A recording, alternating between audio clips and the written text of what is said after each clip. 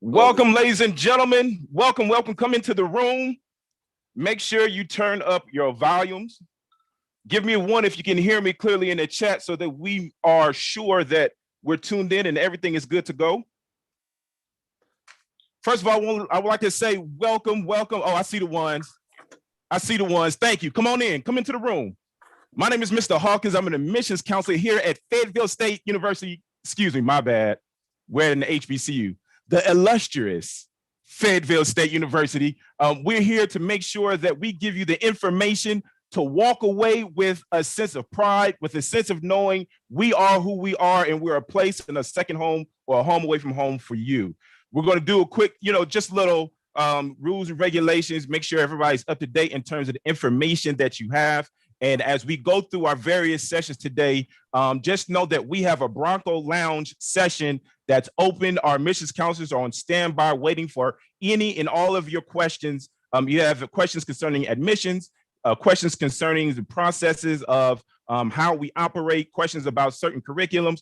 They're on standby to answer anything that you have. Now, let's go through it. Again, I want to welcome you all. Thank you for tuning in. Thank you to all our panelists that are here. Thank you to all the guests that have registered and signed up. If you haven't done so already, please download our guidebook so that you'll have a full spectrum of all the classes and all the sessions that we have today. We have so many sessions in terms of curriculums and majors that we have, sessions such as visual arts, performing arts, English, pre-law, political science, history. We even have an athletic session. We have a session that deals with your residency. If you have any questions, and Ms. Privet's gonna come and talk about that and why doing your residency is important. So we just have so many things that's going on for today. If you stay on this main line, you'll have a full spectrum in terms of what we will provide in the form of our information. Now, what you have the right to do right now, you have the right to learn, you have the right to be encouraged, and we hope that you continue to stay with us and be so informed and so encouraged that you'll actually fill out an application, because guess what?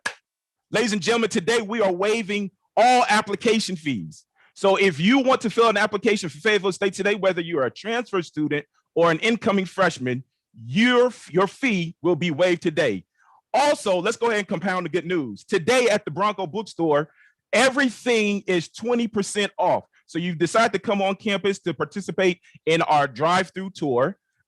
You'll be able to walk on over to the Bronco bookstore and get your paraphernalia, and it'll be 20% off, 20 and a percentage sign. Did I do that right? I wasn't a math major, So as we, continue to do our introductions, I want to make sure that we're all on the same page.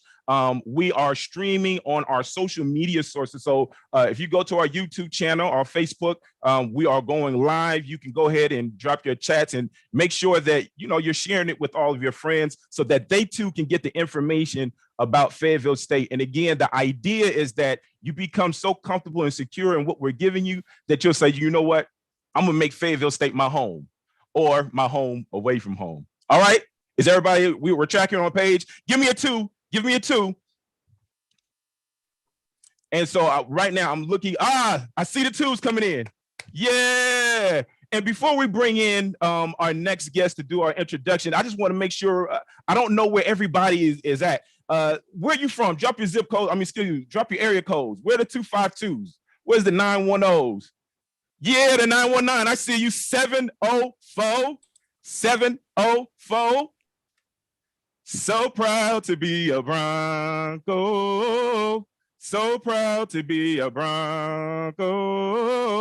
So proud to be a Bronco.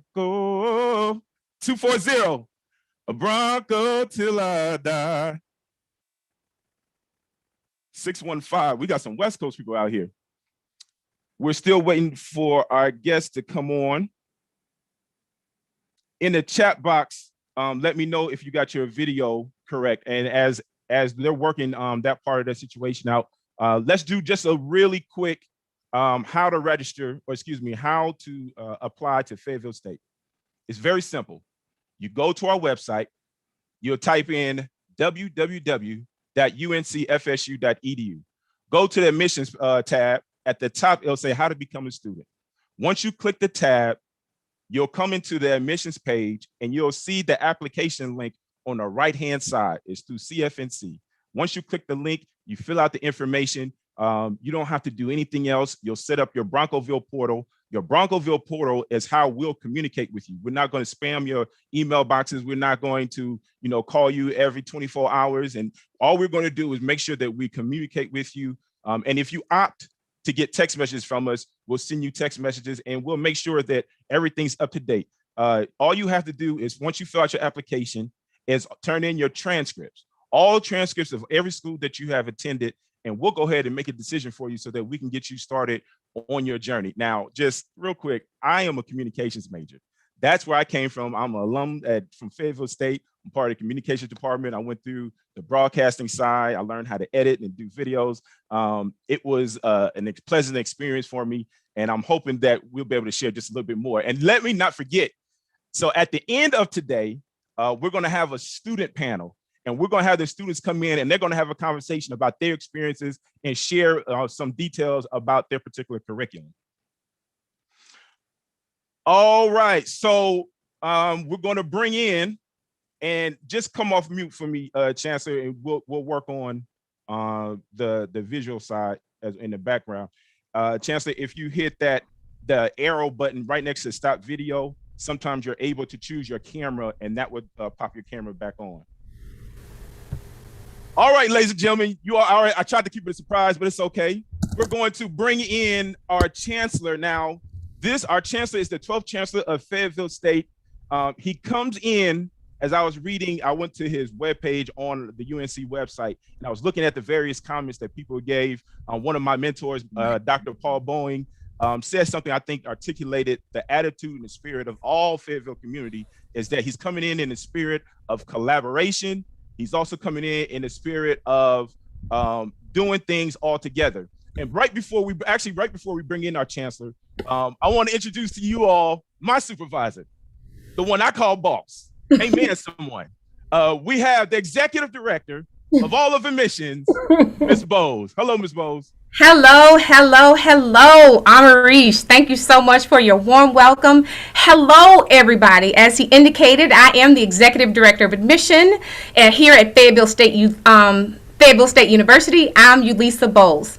So we're so excited to have you here. So on behalf of my staff, the Spring Open House Planning Committee, and the entire FSU community, welcome to our 2021 Spring Open House, a virtual experience as well as a socially distanced, safe drive-through campus tour.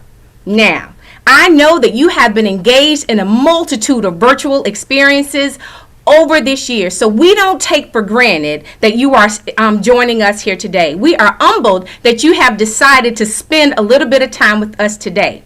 So as you move through the day, let me offer three things. First, we're offering a snapshot of who we are and what we do best. So take advantage of this experience. Number two, what does take advantage of this experience mean? You have registered, you have checked in, go to the sessions. We have collaborated with our faculty and staff partners to have some really informative sessions for you today, as Amarish indicated. If you have questions, put them in the chat. If you go away thinking, I should have asked this, go online and book an appointment with our campus partners. Number three, we absolutely believe that your next step to greatness can start right here at Fayetteville State. Why do we believe this? Because we recognize that you can come here and go far. That is the Fayetteville State University promise to you. Now, before I go, I have to shout out those students who have already confirmed their decision to come to Fayetteville State. Let me get a hand clap. We are so excited to welcome you all in the fall. Make sure that you check your Bronco portal for next steps or sign on to the Next Steps for Admitted Students virtual session later on today. Those students who have been admitted and haven't quite decided what you're going to do, come on to the Bronco family. Today, make your decision. For those students who have not received a decision and you're still incomplete, go over to our virtual lounge, bring that transcript so that we can get you admitted today. If you have questions, again, go on over to that virtual lounge so that you can get those questions answered and we can make you a Bronco today. Now again, welcome. Welcome to a place that is abound in possibilities. Welcome to a place where your next educational journey can begin right here. Welcome to a place that has been educating leaders and engaged citizens for over 150 years. Welcome to the place where the person that you are can meet the person that you will become. Welcome to the 2020 Spring Open House. We are ever so excited to have you here. Mr. Hawkins. Ladies and gentlemen, do you see why she's my supervisor? Do you see this? You see the passion? I'm about to sign up myself. All right, I'm not gonna hold you all any longer. I see we have Chancellor Allison here, that he's here. He's ready to speak to the students. Here is the president, the chancellor, the man that's in charge, Chancellor Allison. It's you. Mr. Hawkins, I gotta take you everywhere I go, man. But listen, I'll be brief. Get these old folks out the way here. But future FSU students and parents, hello, and welcome to FSU's virtual open house. I cannot begin to tell you how pleased and honored I am that you have joined us. This has become one of our signature events, as you've heard, and can't have greater leadership at the helm. So instead of rolling out the red carpet like that of NC State, Winston-Salem State University, here at Fayetteville State University, we roll out the blue carpet in hopes of showing you why FSU could very well be the place for you. But before I begin telling you about the many great things in store for you at FSU and our great, rich history, I want to tell you a little bit more about my personal story. Over 30 years ago, students, I was where perhaps many of you are, about to finish high school, but was a little anxious about higher education and what would be the best place for me. And if I were ready, to be honest with you. But you see, I would be the first one in my family generationally to go to college. And so to the parents that are listening in, streaming in, is joining us today, perhaps you were like my parents over 30 years ago. Though they believed strongly in education and that their child could attend and ultimately graduate from college, you just don't have that personal experience as a parent. And perhaps you too are a little anxious about getting the right answers to your questions so that together you and your daughter or son can make the correct decision. Well, like 30 years ago, for me and my parents, it all worked out. Why? Because we had a university, an HBCU, who had leaders who actually cared. They took the time to help walk me and my parents through every step. And looking back, I would not be who I am today, but for the support and care of that HBCU. And so trust me when I say, you will get all that and more at FSU. Now, you might be thinking that when I say you will get all that and more at FSU, then I'm paid to do so. But I promise you that is the reality. And I got firsthand experience. Why? Because like many of you who will be a newbie when you make FSU your home away from home, I too am a newbie at FSU. Students, parents, if you count the days of the weekend, today marks my 12th day on the job as the 12th Chancellor of Fayetteville State University. I began officially March 15, 2021. Yeah, and I have to be honest with you. I'm ashamed to say, but I got to be honest with you. I'm still learning where things are. I don't know my way around. It's a big campus. And I'm still learning as much as I can about the city that I now live in Fayetteville. But let me tell you, I have learned firsthand while here at FSU as the newbie chancellor, the faculty, the students, the staff, those who keep the grounds, the dormitories, and police. All of them have made me feel at home during my first 12 days on the job. Yes, we have some of the greatest and smartest faculty and professors you will find. Yes, we have some of the hardest workers and staff at FSU. And yes, we have some of the brightest students from across the state and nation. However, the one thing I can honestly tell you, as good as all of that is that you won't find a nicer, more caring people. And simply put, you will get a great education and environment that will truly be your home away from home. Lastly, let me give you a little bit about the rich history of the place that you will call home. It's important that you know, both students and parents, from which this historic institution has come. Over 50 years ago, 1867, 7 Black men pulled all the money they could together to help launch a school with just $136. It was in their hearts to do more and be more for the generation of students following them.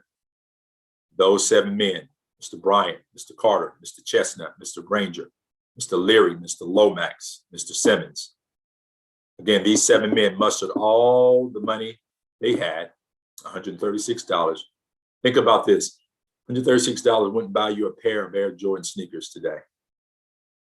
But hear me, over 150 years ago, these 7 men released something else that made all the difference, along with their $136. They released their faith. They released their faith in what would ultimately become Fayetteville State University. So today, FSU now sits on many acres of land with big buildings. But what started with $136 is now valued at approximately $300 million. Parents, students, that is the rich history of Fayetteville State University. And, oh, by the way, I got to tell you this, it is the second oldest institution in the UNC system, second only to UNC Chapel Hill. So you see, this is what makes FSU so very special. We have a rich and proud history. We have some of the leading programs in the nation that you'll be hearing more about. We have prominent graduates who have become world leaders, who started where you were. Many of you are students today, years ago. But most importantly, in FSU, you will have a school that will invest all it has, all it can, in you academically and you professionally, to be the very best that you can uniquely be. And I'll tell you this, I've not had one day of regret in choosing FSU, and I'm confident both parents and students, you'll feel the same way. So with that, I'll say, come on, join us. We desperately need and want to expand our FSU family, and we have you in mind. So thank you for being here today, and enjoy the rest of your day. And yes, go Broncos. Thank you, Chancellor. 12 days. You did real good. 12 days? You did good. Thank you so much. Thank you. Now I have the absolute delight and pleasure of introducing my boss's boss, the man who I partnered with when he was a faculty member, when he was the associate dean, when he was the dean, and now he comes before us as the interim provost, a man who is committed to student and centered on excellence. Dr. Brown. Thank you, Chancellor. Thank you, Ms. Bowles. I tell you what, I need some of that energy that Amaris is giving out, man. I'm fired up. I think I'm ready to go back and get my degree too. I got 3, maybe I can pick up another one, but I am so happy to be here with all of you today. Good morning and welcome, future Broncos and the parents of future Broncos. This is an exciting time. I also heard Ms. Bowles, or it might have been Amaris, talk about waiving application fees. I don't think we had that conversation. But It was an executive decision. Thank you. We're gonna roll with it today. You get a car, you get a car, you get a car. Okay, so as Ms. Bowles mentioned, I am the interim provost and vice chancellor for academic affairs, and it is truly a pleasure to welcome you to Fayetteville State University. I'm the chief academic officer for the university, so it is my mission, it is my charge to provide an engaging, inspiring academic environment that supports and motivates you to achieve your goals. Today is your opportunity to get a tour of that academic environment, so make the most of it. I'm not going to talk to you about all the different degrees we have because we have a ton, but what I will tell you is this, that the majority of our degree programs rank in the top 10 in the country in terms of quality and affordability. So as Ms. Bowles said, from here, you can go anywhere. This is your next step to success. So I won't talk to you about the degrees because they're going to talk to you about all of that. But what I will talk to you about is sort of how to choose a major, because you're at that point, right, where you're thinking about, what do I want to be? Where do I want to go? What university do I want to be at? And how will that launch me into my career? So I'll talk to you a little bit about how I did that in terms of figuring that out. I grew up in a little town, two towns really, southwest of here, about 45 minutes southwest of Fayetteville, Laurinburg and Laurel Hill. My father owned a TV repair shop. We believe it was the first television repair shop to be owned by a person of color in that region. But think about this. He went to college and earned a degree in radio and television.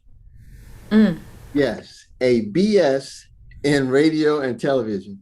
Now, this was 1958.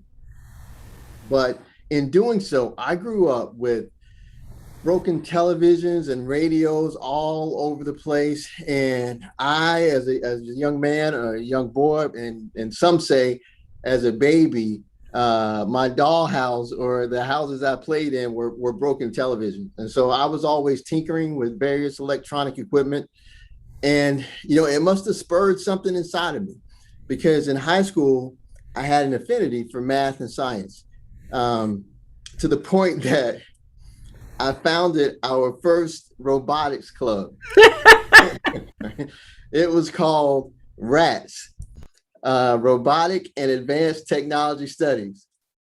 I know, Ulisa, you don't get more nerdier than that, but it's the truth, but this love for tinkering with electronics led me to want to major in electrical engineering. So I found the school that had a high quality engineering program, was not too close to home that mom or dad could drop by without any notice, but not too far away from home that if I needed to go home, for those necessities like laundry, food, money, I could get there pretty quick because there was no Cash App back in those days. But that's my story, and your story, I'm certain, could be different or it could be similar, but believe that it's important. Your choice of major is a launch pad of your career. And I believe strongly that students are most likely to be successful if their choice of major fits both their passion, like mine for working with electronics, and their purpose. And my purpose is helping others be successful. When I was working with those electronics in high school and college and as a kid, I was really learning how to problem solve. It really wasn't about the mechanics or radios, the TVs. I was really learning how to problem solve. So my passion plus my purpose, again, helping others, led me to a career in higher ed. I learned how to problem solve. I was good at it. I loved to do it, but I wanted to help people. And it led to this career in higher ed. And it also positioned me now to be chief academic officer. So, and I think I got 5 more minutes. Ulisa, if you don't mind, I'd like to leave this group with some tips on what I think could help them in terms of choosing their major. So one would be discover your passion, right? I talked about it. Where did you spend the most energy during your high school career? What fields were you curious about? Are you curious about? And what things in high school did you hate the least, right? Because some of you hated everything in high school, right? But what did you hate the least, right? Use that to help figure out what that passion is. 2, explore different career fields. Talk to professionals in your family and in your friend group. If you're thinking about becoming an accountant, ask an accountant, what's the day like in their job? Or if you want to be a chemist, talk to a chemist. Okay, if you don't know a chemist, which there's a good chance you don't, just Google the National Association of Chemists or the National Association of Accountants or teachers or social workers. I guarantee you there's one, and they'll have outreach numbers. They'll have ways for you to communicate with them, and they'll put you in contact with people right here in Fayetteville or in your area that have that expertise and would love to share with you information on their career field. So 3, think about the light at the end of the tunnel. Will your chosen major require you to have a BS and a graduate degree before you can start making real money, right? You want to know that. Because if so, are you ready for delayed gratification because you're following your passion and your purpose? Get that thought in your head. Understand where you're headed. Think about the light at the end of the tunnel and what that looks like for you. 4, research potential starting salaries, but don't overthink earnings. The financial gap between social work and nursing can be big, right? But don't allow that to be the overarching factor in what you decide to do. You may leverage your skills learned as a social work major and put those to use in an entirely different industry. Or you may realize that a good salary match with living your purpose is your goal. So you're going to be the next educator or counselor that helps others change the world. So research potential starting salaries, but don't overthink earnings. 5, know that majors can be changed, and you should get a minor while you're here, right? So as you take more college classes, your interests will likely expand alongside the knowledge gained, and you're going to meet friends that are doing other things, and you're going to have friend groups, and you're going to socialize, and you're going to explore, right? That could mean you suddenly discover a new passion that translates into another career. As long as the decision to change a major is made early on, it should be a smooth transition, and we have academic advisors that will help you make that transition. Or this could be an area that is complementary to your major and you want it to be a minor, right? In most majors, you need 120 credit hours to graduate. As such, as there is typically enough free electives within that 120 credit hours that you can get a minor as well while you're here.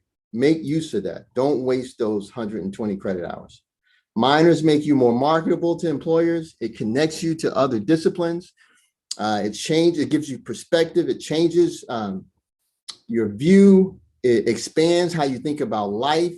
And it can help you be more creative and innovative in your major, that discipline that you've chosen. So I'm going to stop there with those 5, Ulisa. I hope they're listening. I hope not only the students, but the future Broncos, but the parents are listening as well, so they can help them to make that decision.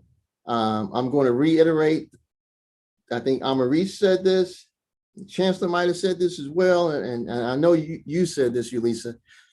FSU can be your next step to greatness. Let us help you do that. Thank you. Doc Brown, may I say your information is jewel worthy. You dropped a lot of jewels, and I mean that from the bottom of my heart. Someone once told me that excellence is doing the best with what you've been given. And I feel like everything that you have described and how to choose your major is just chock full of information to help us be the best version of ourselves. So I thank you, Dr. Brown, for that. Awesome. Thank you, sir. Thank you. All right, ladies and gentlemen, we are now about to break out into all of our various sessions. Let me just quickly tell you how this is going to work. On this link right now, where we're live at, we're going to bring in our psychology department. They're going to do a presentation concerning everything to do with the psychology department. I hate being redundant. But at the same time, we also have other links that are live that are going on. Let me just quickly go down the list of all the things that we have. We have our biological forensic science, Broadwell College of Business and Economics, chemistry, College of Education, communication, criminal justice, intelligence studies, math and computer science. All of these particular programs have their own individual links. You have to download the guidebook to attend the session of your choice. We also have more majors. I just didn't want to go through each and every one of them. But on this link right now, we have the psychology department. So as they turn on their cameras, we're going to welcome them in. Welcome into this place. Chancellor, you're more than welcome to stay on if you want to, but you don't have to keep your cameras on. You did your job. We felt encouraged. We're supporting you. We're with you. Hold on, Mr. Hawkins. So, Yes, sir. what I hear you say, you ain't gotta go home. It's so many words. It's so many words. Hey, leaders, I thank you. Students, parents, come on. We want to see you here. Come join the family. Thank you all. Indeed. Thank you, Chancellor. All right, thanks. All right, you also, now we're going to turn it over to the psychology department, and they're going to come in their own way. Just stand by, give them a minute or two to set, their situations up. But I'm going to introduce their facilitator for the morning, excuse me, Dr. Abdul Khalik. Hello, sir. And Ura.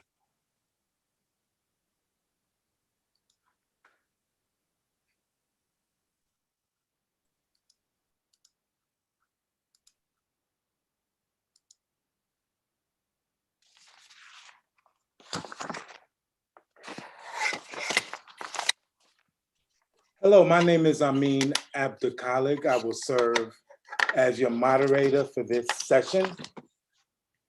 I'd like to welcome you to our presentation on psychology. I am monumentally grateful and gratified that you're here today. We're going to describe our academic major that you can select from to make your goals come true. The academic sessions go from 11:30 to 12:30. The goal is to learn about as many majors as possible. In this particular session, you'll learn about psychology and you'll also learn about social work.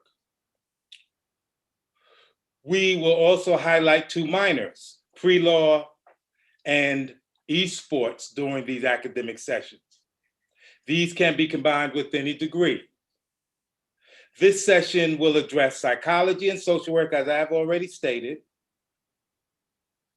You may find that you may want to learn about a topic that is on a different Zoom link. And Mr. Hawkins mentioned them. You can download them, the Guide app, and access those links. Be sure to review the event guide. For example, at 12:30 in academic session 3, there's pre-law and there's esports. So you can use the guide to access other academic sessions. Our presenters today for psychology will be Ms. Marisha Hawkins and Dr. Whitney Wall. Hello. Hi, Ms. Parks, would you like to introduce yourself first? And then I'll take over. Can you hear me? Come off mute for me, Miss. Hello, I'm Marisha Parks, and I am a lecturer in the psychology department, and I will assist Dr. Wall today in telling you things about psychology. Oh, great. My name is Dr. Whitney Wall, and I am an associate professor in the Department of Psychology, and I'm going to get us started off here. So we welcome all of you interested in Fayetteville State and interested in becoming a psychology major. It's hard to pick your major as an undergraduate student. And so I want to encourage you to really consider the field of psychology. And one way to think about if psychology is the right choice for you is to ask yourself what you're interested in. Are you interested in people in general, how they think, human behavior? Do you like working with people and helping other people? If so, the field of psychology may be the right choice for you. And I'm going to ask for the next slide to be put on. And so psychology is a really broad field. I think that's one of the greatest benefits to choosing psychology as a major. Psychology is about life, mental illness, about understanding how we learn, understanding about relationships and even sexual behavior.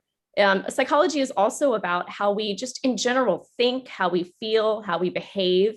And as you can imagine, those characteristics apply to almost any type of career choice you might decide to pursue. Understanding human behavior is really integral to all different types of career fields. So it's a really broad degree that can set you up for many different career options. And the next slide, please. So just some of the things that you'll gain after getting a bachelor's degree in psychology, you're really one of the things I like to say is you're gonna really improve your writing skills, which is a great asset. So considering that you're gonna be doing a lot of reading and a lot of writing that's gonna apply to helping you in so many different fields, you're also gonna learn how to evaluate human need. You're going to learn how to keep accurate and organized records and time management. You're going to really understand how to connect with people, express empathy and compassion, analyze information, and how to work towards the best interest of your clients, whether that be in a therapeutic setting or whether that be in a corporate setting. So really helping work well with other people and understand people and human behavior. And we'll move to the next slide. Yeah, and so at Fayetteville State University, we offer several different options. We have for undergraduate programs, we offer a Bachelor's of Science in Psychology, and we also offer an online degree completion program, which is really great. Most of the courses we offer in person and online. So that gives a lot of flexibility to our students. And in the past year, when we ran into this incredibly unexpected obstacle of COVID, our department was able to really transition pretty seamlessly to remote learning because we already offer so many online degree courses. So I think that's a real benefit of being a psychology major at Fayetteville State University. And we just recently launched 2 different concentrations that we're really excited about. So as an undergraduate major in psychology, you can choose to not have a concentration, or you can choose to concentrate in 2 different areas, health psychology or work and organizational psychology, IO psychology. Health psychology would be great if you were considering a job in the healthcare industry, and work and organizational psychology would be great if you're looking to work more in the corporate world. We also offer a minor in psychology, and we also offer a master's program in psychology that can be completed in a year and a half. And that would be something to consider maybe post-graduation. And the next slide, please. Yes, great. And just generally speaking, our degree requirements are similar to other bachelor programs at FSU. We require students to complete the core curriculum. Then you'll have an additional 59 credit hours of coursework in psychology. Then you will have 23 credit hours of free electives or set elective courses, so additional credits that will need to be completed. And if you choose a concentration, you don't have to take additional courses. You're just going to need to tailor the elective courses that you choose to make sure you're selecting the electives that apply towards your concentration. And we can answer more questions about that after the program. And the next slide. And so just also asking yourself, what can I do with this degree? I mean, that's really the most important question you need to be asking yourself. And as I said, psychology is so broad. So people with undergraduate degrees in psychology are working in almost every field imaginable. But generally speaking, you can, position yourself well for jobs in admissions or higher education, advertising, sales, financial services, management, different research positions, research coordinator, statistician, insurance industry, different nonprofit or government and legislative positions. This list could go on and on. In the specific area of psychology, you could also position yourself well to be a psychology assistant to a psychologist, working in child, youth, or elder care, teaching positions, variety of positions within health services industry, residential services, community mental health or substance abuse facilities, and community social services. So definitely a lot of doors can open up to you with a major in psychology. And I'd love to talk more and answer your questions, but I'm going to turn it over to Ms. Parks first, who is another one of our faculty members who's going to tell you a little bit more about our major. Hello, future Broncos. I'm going to pick up exactly where Dr. Wall left off and talk about some of the areas where BS degree psychology majors can work in. So first, let's look at professional services. You have therapeutic services, group services, psychological testing, those types of things, forensic services that falls on a psychological service. Also, there's teaching. About 14% of our graduates end up in the teaching field, 6% in research, 32% in management. And then, of course, because of our people skills, you'll see lots of people as well in sales and marketing at about 18%. And then, of course, there are so many other professions that psychology majors can be a part of, even social work, HR, insurance, healthcare, financial services, all types of things. Next slide. So we have many professions within psychology. The licensed psychologists are those who have gone to graduate school and have their PhDs. We have clinical psychologists, counseling psychologists, neuropsychologists, school psychologists, child psychologists, forensic psychologists, and organizational and industrial psychologists as well.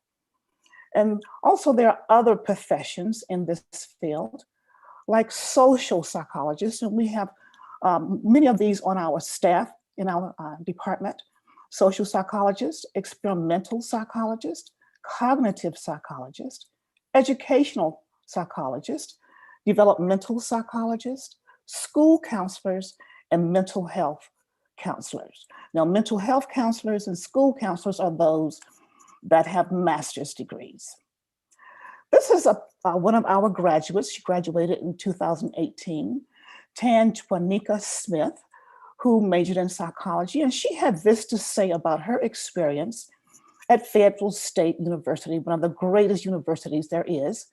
No matter if you are a traditional student, a transfer student, or a continuing education student, Fayetteville State will support you and ensure that you are receiving an optimal educational experience.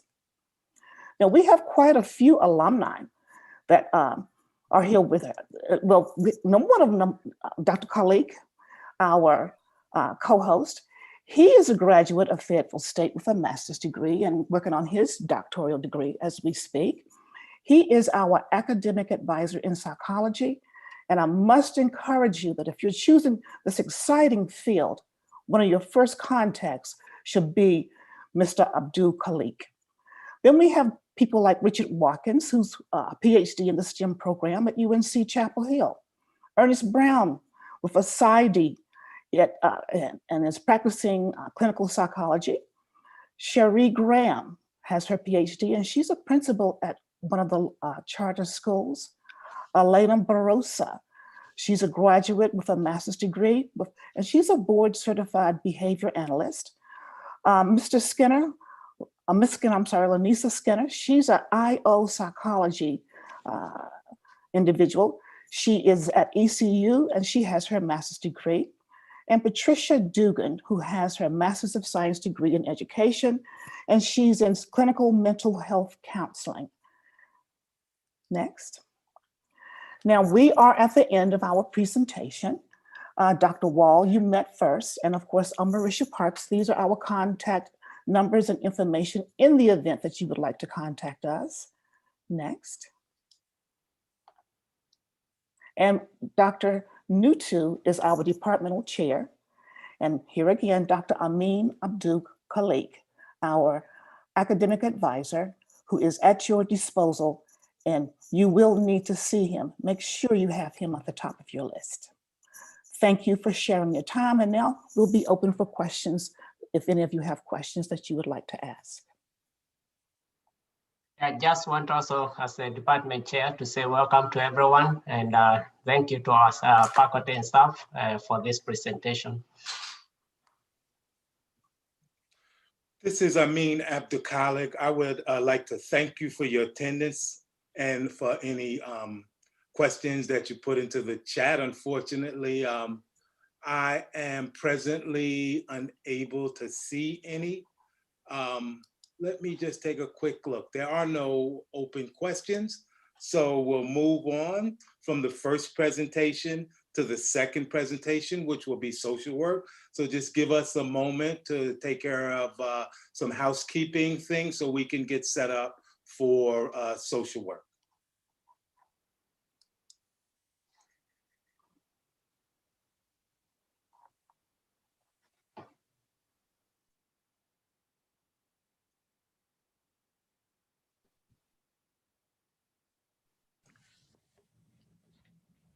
So are you ready, Ms. Woods? I am ready. Do you have the PowerPoint?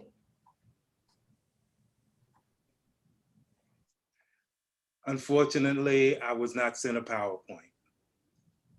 Okay, I think I can share my screen.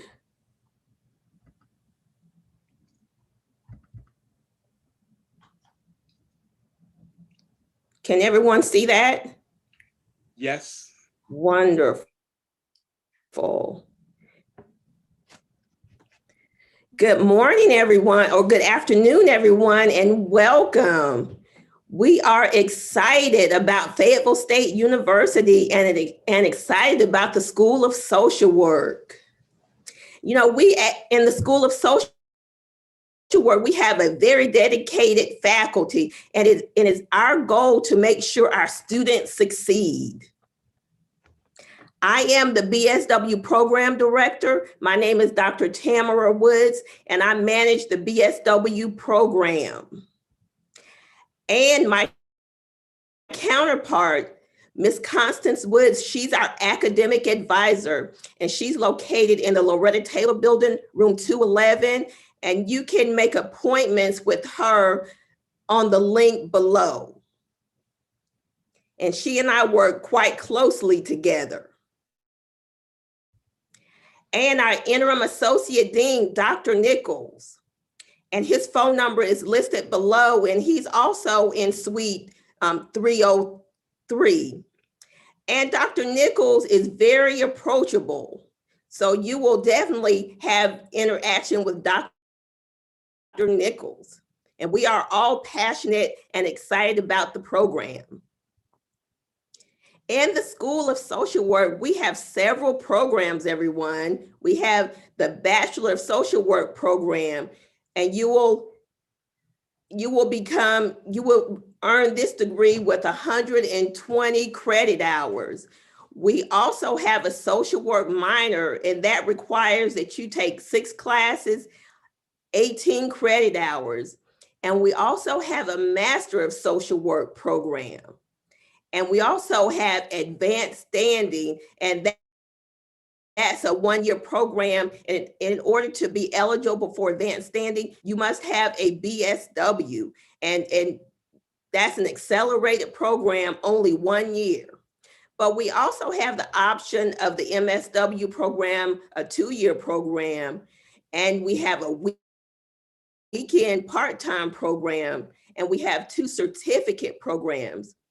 And we hope to have an online program for the BSW program and the MSW program next year. And our employability rate is 98%.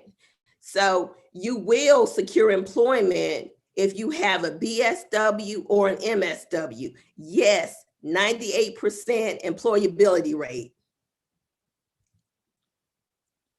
And so for our Bachelor of Social Work admissions requirements, you have to have earned 64 semester hours, completion of the BSW admissions application, and that requires 2 recommendations, one from a supervisor, professor, or a teacher. You must have a criminal background check completed, and that's through that's through a company, Castle branch. And you also need to have a minimum of a 2.5 cumulative grade point average. And everyone must earn a grade C or better in all courses. So if you earn a D in a particular courses, you'll need to repeat it. And so everyone must earn a C or better in all courses. And you also will complete a 2 to 3 page personal narrative. And you will, and that includes information about why you want to become a social worker, any volunteer experience, and 2 to 3 page narratives. And students must also maintain a 2.75 when you go into your field education, when you go into your internship or placement. But to enter the program, you must maintain a 2.5, but to enter your internship, everyone must have and maintain a 2.75. And now let's talk about careers in social work. There are so many options and career opportunities for our students. Child welfare agencies, departments of social services, and in addition to the career opportunities, these are some of our internship sites. And so everyone will be required to complete an internship in their senior year. And, you know, because this is a professional degree, you will be required to complete an internship. And so child welfare agencies, and that's basically investigating abuse and neglect. And I do want to share with you, child welfare is the most challenging position I've ever had. I worked at Moore County DSS and Cumberland County DSS, most challenging, yet it was the most rewarding. So just keep that in mind. Adoption agencies, where you're helping children find forever families, foster care agencies, trying to reunite families, daycare social work, government agencies, the VA, school social work. We have contracts throughout North Carolina for school social work. Hospitals, Cape Fear, Betsy Johnson. We also Hope County. So we have contracts, and although these are all great career opportunities for our students, and these are also places where students will complete their internships in their senior year. Local health departments and health departments throughout North Carolina, clinics, hospice, individual and family service agencies, foster care, private agencies, mental health treatment facilities, prisons, and private agencies, foster care again, mental health, mentoring programs, military settings, correctional facilities, vocational rehab, social welfare programs, self-sufficiency programs, advocacy organizations, political offices, universities, corporations.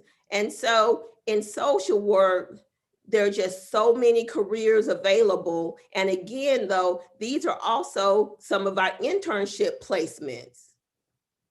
Again, this is a professional degree. And so you have that professional experience to prepare you for the professional world of social work. Now I want to share with you some of our clubs and organizations.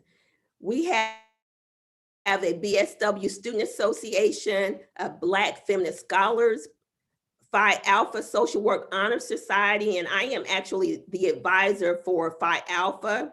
We have a National Association of Black Social Workers, an MSW Student Association, and each organization plans meaningful projects and community service projects. And this month is Social Work Month. So we had planned activities for Social Work Month, and all the organizations collaborated on events. And last night we had our game night, and that included all of the students in the social work program and the faculty as well. It was actually so much fun. You know, and our students work hard. So we want to make sure that everyone knows we have fun as well. And so, and with the student organizations, and this is actually a photo where we collected blankets and toiletry items, gloves, and hats for 2 homeless organizations.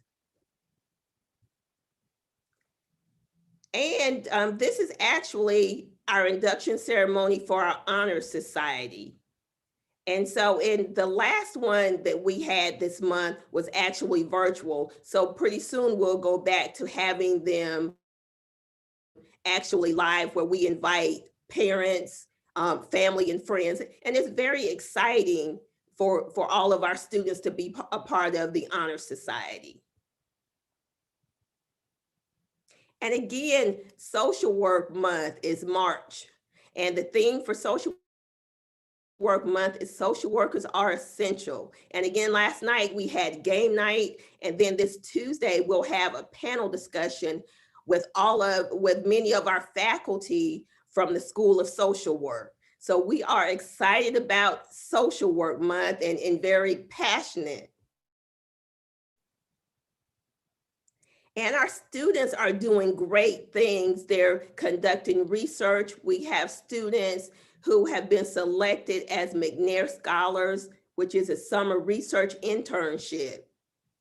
And 2 of our students are Miss Adriana Fields and Miss Akia Smith. So we're very excited. Many of the Mcneil Scholars go on to get full rides in their MSW program, as well as doctoral programs. So we're excited about Miss Fields and Miss Smith. And again, you can earn a BSW at Fayetteville State University, a minor in social work, and next stop is MSW for our students. And so we take our program very seriously, and we are excited and we are passionate about Fayetteville State University and the School of Social Work. Do we have any questions? And we also have our academic advisor, Ms. Constance Woods, and our interim dean on, if they would like to share a few words before we end. Yes, I'd like to say something. Can you all hear me? We can. Yes, yes. As Dr. Wood said, we are very excited that you all are interested in looking at and possibly becoming part of social work, the social work department. We are very excited about you deciding to come to Fayetteville State University. I just want to thank Dr. Woods and Ms. Woods for their tirelessly participation. But I just want to say, why choose social work? Let me share with you some of the reasons why. First of all, I've been a medical social worker. I've been a forensic social worker. I've worked in private practice. I've also worked at a mega church where I served as the pastor of counseling, where I utilized my social worker skills. Now, if you're interested in social work, if you're interested in a meaningful, a people-centered profession, I think you should consider social work. In the most basic sense, as Dr. Woods has said, social workers help others for life. We serve at-risk, underserved individuals, communities, and organizations. Social workers help those in need achieve their goals and access social services and help them to identify treatment options. Now, many of our clients, as a social worker, they cope with mental health issues. They have behavioral disorders, addictions, eating disorders, and some have terminal illnesses. And as social workers, what we do is we train you in the Bachelor's program and the MSW program how to equip and to facilitate the needs of our clients. The career path for social work and for social workers is as diverse as they are rewarding. In addition to a growing number of job openings are in social work in North Carolina and Georgia. And we boast about our competitive salary, and we definitely boast about our ability to help the disenfranchised, the marginalized, and those in need. As Dr. Wood said, I am approachable. I tell you, I enjoy seeing you.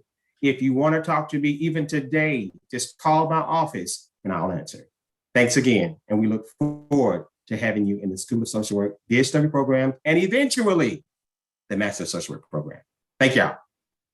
Thank you. That was great. That was great. Thank you. Thank you very much, Department of Social Work. I'm so excited. I might apply to your program. Come on. Okay. I'd like to thank each and everyone who's attending this session, and also for those who presented on the topic of social work. And now we'll transition to our next presentation topic, psychology. But first, I want to share a little bit about myself. I am a proud Fayetteville State alumni, and I graduated from this very program some moons ago. And one thing I'd like to tell you about this program is that if you study diligently and learn the curriculum, you will be prepared for anything that life throws at you, because we have many courses that will help prepare you to deal with life on life terms, in terms of understanding and better dealing with observable behavior and mental processes, whether it's one-on-one or in groups. One of the biggest things that employers look for are employees that can work as a team. And psychology will definitely prepare you for that. Employers look for employees that have the skill sets of critical thinking, scientific reasoning, good oral and written communication, and psychology will prepare you for that. Psychology has done very well by me. That's why I was able to acquire this academic advisor job, because I developed the skill sets after I graduated that allowed me to communicate with students and help them best understand their pathway toward graduation. And not only that, but it helped me become a better scholar.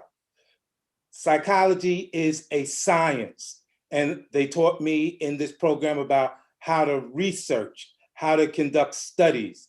And so I continue to use those skills moving forward, as I continue to learn, because the learning never stops. And so enough about myself. I'm going to share my screen so that we can move on to our esteemed presenters, Dr. Whitney Wall and Ms. Marisha Parks, two of our esteemed faculty in the Department of Psychology. And as they're setting up, just as I'm talking, you all can pull up your PowerPoint. I just want to remind all of our attendees that on this link at 12:30, we'll have Residency on Ms. Brittany Privet. At 1 p.m., we'll have the student panel via the Bronco Life. At 1:30 on this link, we'll do our virtual tour of the campus if you're not coming on campus today. And of course, at 2 o'clock, we have our drive-through tour where you stay on your cars and you ride through, and we speak to you about certain buildings that we have going on. And by the way, psychology and social work department. So I'm a former foster child, been my whole life. And so that's all that I knew. And I was this close to choosing each one of these curriculums, social work or psychology, because I'm fully invested in making sure that people are also catered to, helped. I believe in the mission. So I'm thankful that you all are here. I'm thankful that you all are sharing the information to help students understand the totality of what you represent. All right, back to you all. Thank you. So team, are we ready to go? Yes. I am Marisha Parks, and I am a lecturer within the psychology department. And now I'll let my partner introduce herself to you. Excuse me, Ms. Parks, just really quick, a question, and before, because some people are here from social work, and it was a question that came up right at the last second. The question is, planning to take courses online social work courses as a transfer student. When should I expect my advisor to assist in registering for upcoming fall semester? And of course, that's for the social work department. Thank you. You can contact our academic advisor, Ms. Constance Woods, today. She's actually on. I'm going to give you her email address and you can send her an email. Her email address is C as in Charlie Woods, WOODS, the number 5 at uncfsu.edu. And so you can send her an email right after the session.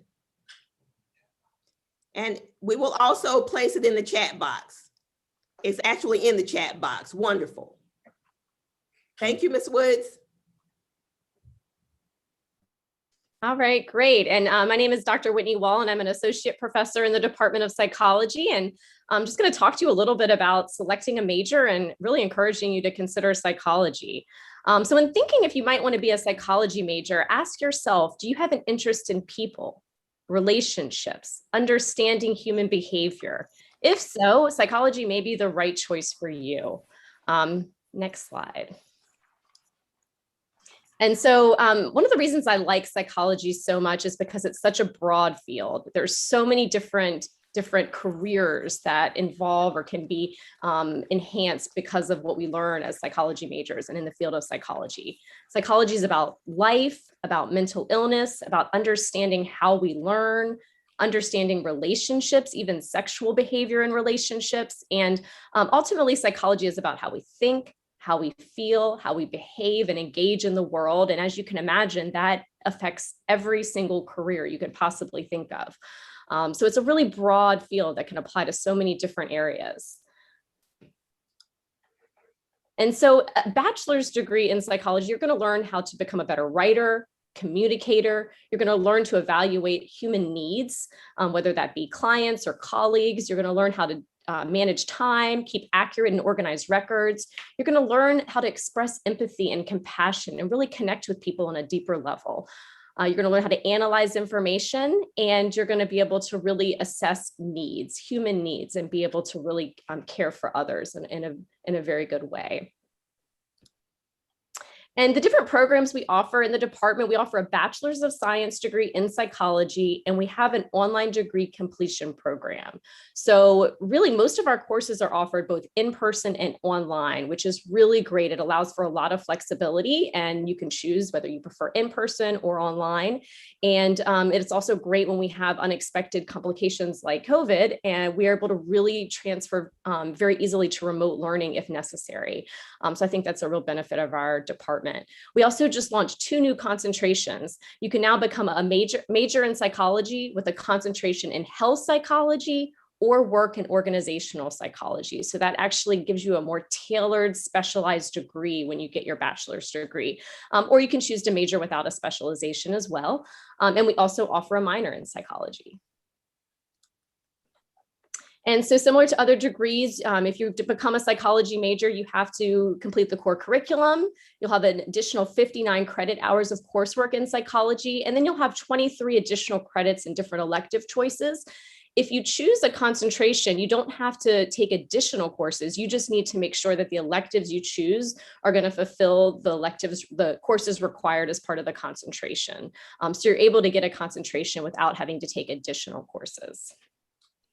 And what I'd like to make note of on this screen is that you're seeing our graduating senior ceremony, which when you become a graduating senior, we want to make sure we acknowledge you for your accomplishments, and we present you with a medal.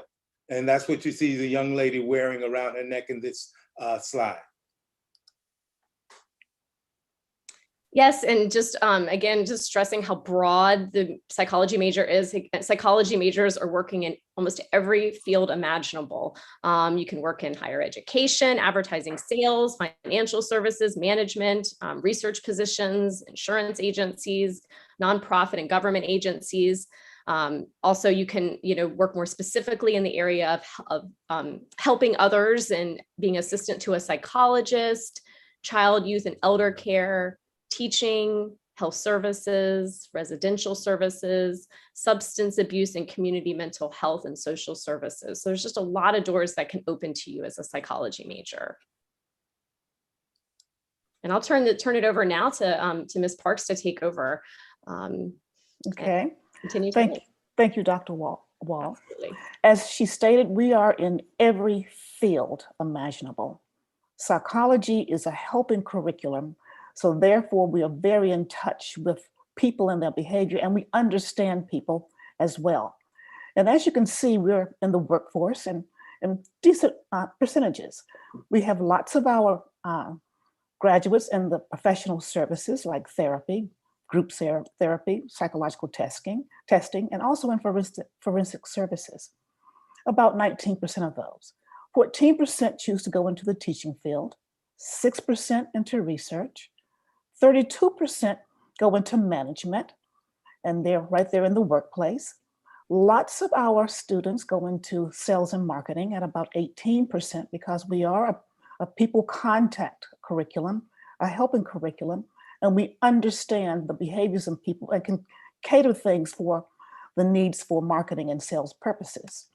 We also have other areas like social work that our students go into, HR and employee education, insurance, business, real estate, healthcare, and financial services, and even accounting. Within the field of psychology, next,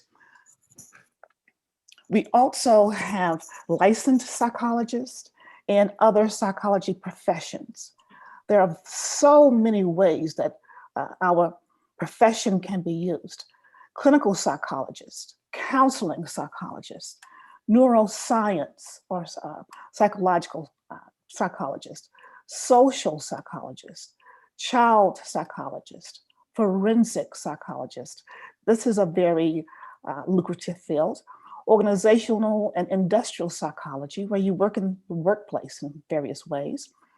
Other psychology professions would include in the social psychologist. We have all of these in our department who have specialized in various types of psychology. So there's social psychologist, experimental psychologist, cognitive psychologist, educational psychologist, developmental psychologists, school counselors, and mental health counselors. They have PhDs and or master's degrees. Next. We encourage participation by our students in extracurricular activities on campus, and we want you to become involved in the profession as well.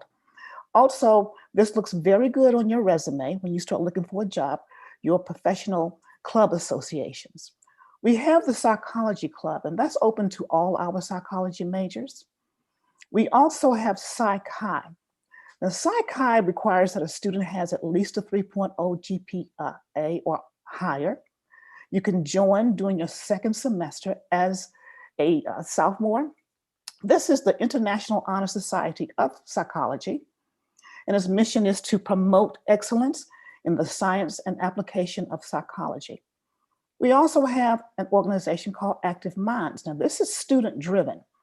So they lead this organization, and they focus on health awareness. Next. Miss Tanjaniqua Smith graduated in 2018, and she had this to say about her experience at Fayetteville State. No matter if you are a traditional student, a transfer student, or a continuing education student, Fayetteville State will support you and encourage you, and you will receive the optimal educational experience that you can only get at Fayetteville State University, no matter what field you choose. Next. Here are just some names of some of our alumni. I too am an alumni at Fayetteville State. I received 2 master's degrees there, one in education and one in psychology. But first on our list is Dr. Amin Abdul Khalik. He is the psychology department's academic advisor. He is your first step. When you declare your major, he will assist you in everything that you need. Richard Watkins is another example. He has his PhD and he works at UNC Chapel Hill and is with the STEM program. Ernest Brown Jr. with his PsyD, he works as a clinical psychologist, graduated in 2014. Sherry Graham, PhD, and is a principal at a charter school. Elena Barossa has a master's degree, and she's a board certified behavioral analyst. Lanisa Skinner with a master's degree, and she is an IO, industrial organizational psychology, and she's with ECU. And then lastly, there's Patricia Dugan, who has a master's of science degree in education and does clinical mental health counseling. Next. Dr. Whitney Wall, Marisha Parks, we are your presenters. Here is information in the event that you would like to contact either one of us. Our chair of the Department of Psychology is Dr. Pius Nutu. And of course, our academic advisor, Dr. Amin Abdul Khalik.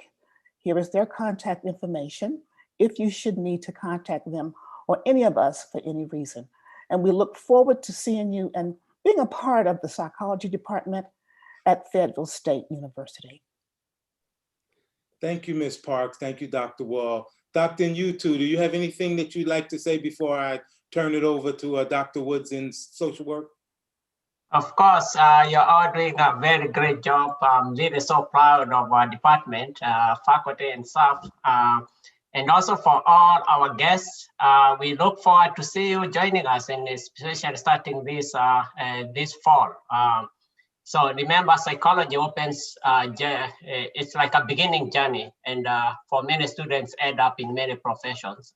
Only thing I would want to add is our faculty and staff, they are very experienced. So we also do mentoring for students. You get assigned to one of the faculty and you can talk about your journey, what you want to do. Some people may not yet be decided, but over time they get that guidance in terms of their career. And for those who finally want to go to graduate school and become psychologists or counselors, we get you to be prepared so that you are competitive for graduate school. So it's really a good program to join, and we are always happy to work with our students. And again, one of the biggest programs in the university also, I should mention. So welcome, and thank you all, our presenters. Thank you, Dr. Nutu. I'd like to thank everyone for their attendance. And I don't see any questions. So I'm gonna turn it over to Dr. Woods for our second presentation of our social work major. Wonderful.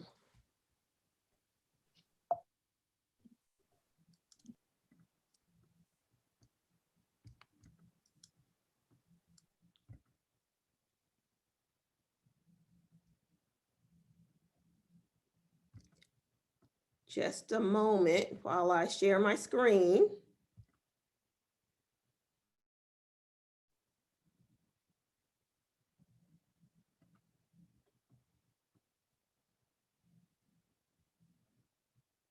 Just give me a moment. Dr. Nichols, would you maybe share a few things while I'm getting my screen to? Absolutely. Yeah, I just want to let everybody know that I'm very excited about your interest in social work.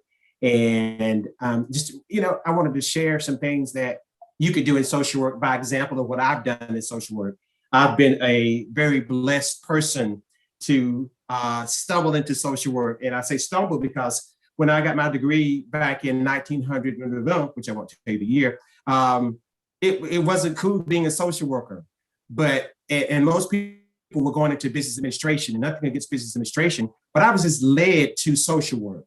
And as a result of being led to social work, I've enjoyed the fruits of my labor. I've been in social work since 1992, that's about 29 years. And I've been a therapist for a Department of Juvenile Justice. I worked as a social work PRN. I've been in private practice with a mega church. I've been a medical social worker. I've been a forensic social worker. And believe me, if I can do it, coming as a first generation college student from a very small town in Georgia, with 3,400 people, you can do it. It is out there for you.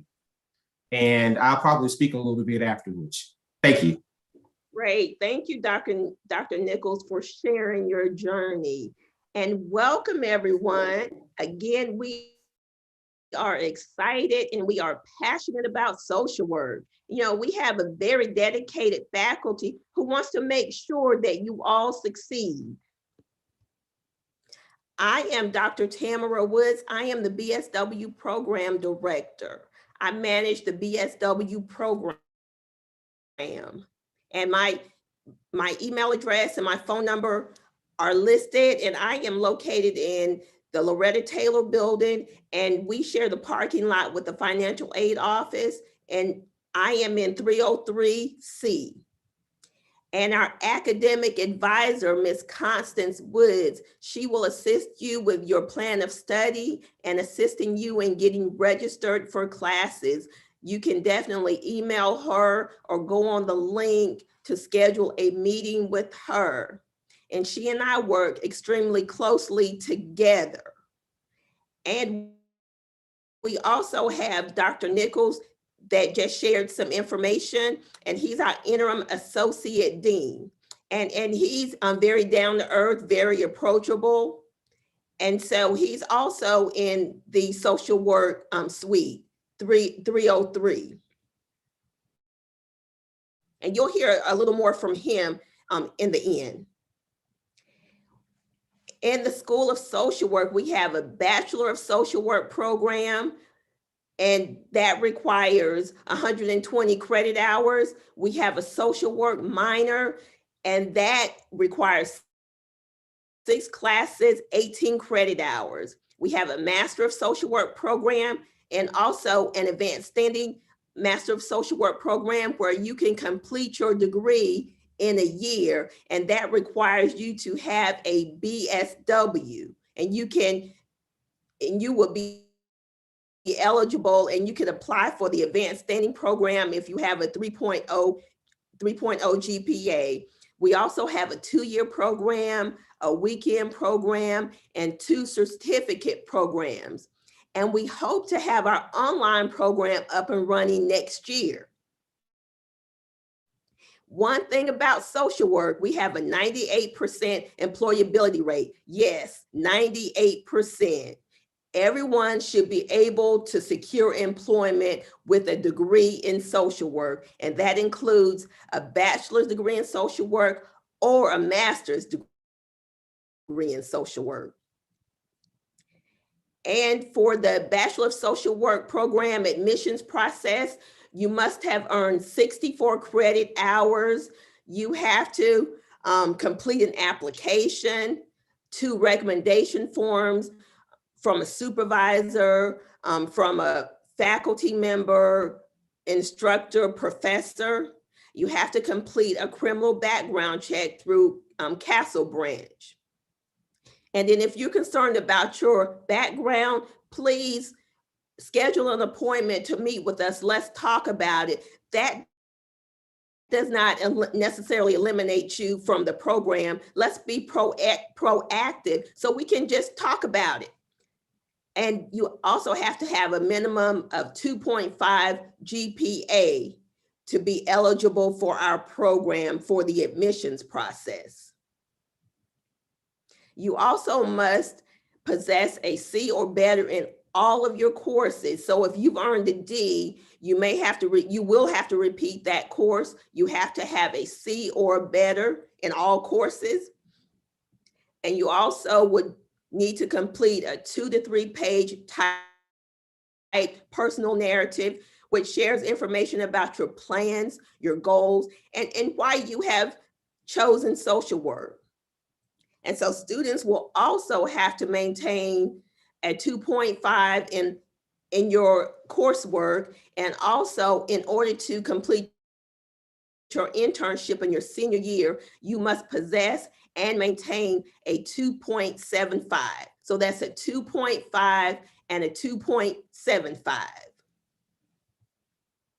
And so there's so many opportunities in social work, just a wealth of careers in the social work field, in the bachelor's and the master's program. Child welfare agencies, for example, Cumberland County DSS, and that's investigating abuse and neglect. And I've worked probably in most areas of social work, family services, and mental health. And working in child welfare was the most challenging position I've ever had, but I do want you all to know it's been the most rewarding. It's been the most rewarding. I've been an adoption social worker, a foster care social worker, and these are all internships as well. And so you will complete your internship your senior year, and that's a requirement for our program. And so we prepare you well. And so your internship will allow you to gain experience for when you actually are hired in a position. When you have your interviews, you are much better prepared with an internship. I've been a daycare social worker, and we also offer that as internships. Government agencies, Veterans Administration, school social work. We have contracts for internships throughout North Carolina, hospitals, Cape Fear, Betsy Johnson, and Dunn, Hope County. And these are all places that students have completed their internships. Nursing facilities in Fayetteville and throughout North Carolina. Right now, because of COVID, the nursing facilities aren't accepting students, but we are hoping that internships for the nursing facilities will be available very soon. Health departments, clinics, hospice care, individual and family agencies, mental health, foster care agencies, mental health treatment facilities, correctional facilities, many private agencies, counseling, therapy, clinicians, mentoring programs, and we have several in Fayetteville and throughout North Carolina, military settings, community and military-based settings, vocational rehabilitation, many advocacy programs, political offices, universities, and even corporations. Again, a wealth of opportunities within social work. We also have clubs and organizations, student organizations within the School of Social Work. We have the Bsw Student Association, the Black Feminist Scholars, Phi Alpha Social Work Honor Society, and I am the advisor for that particular organization.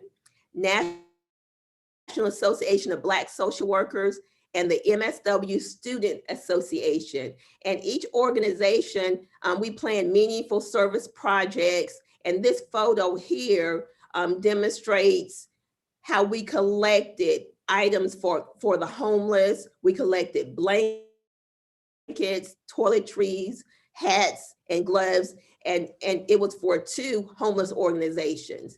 So, and we all work jointly together, we all collaborate, and this is Social Work Month.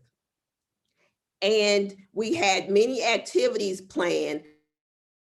Last night, we had a game night, and that was so exciting, so much fun.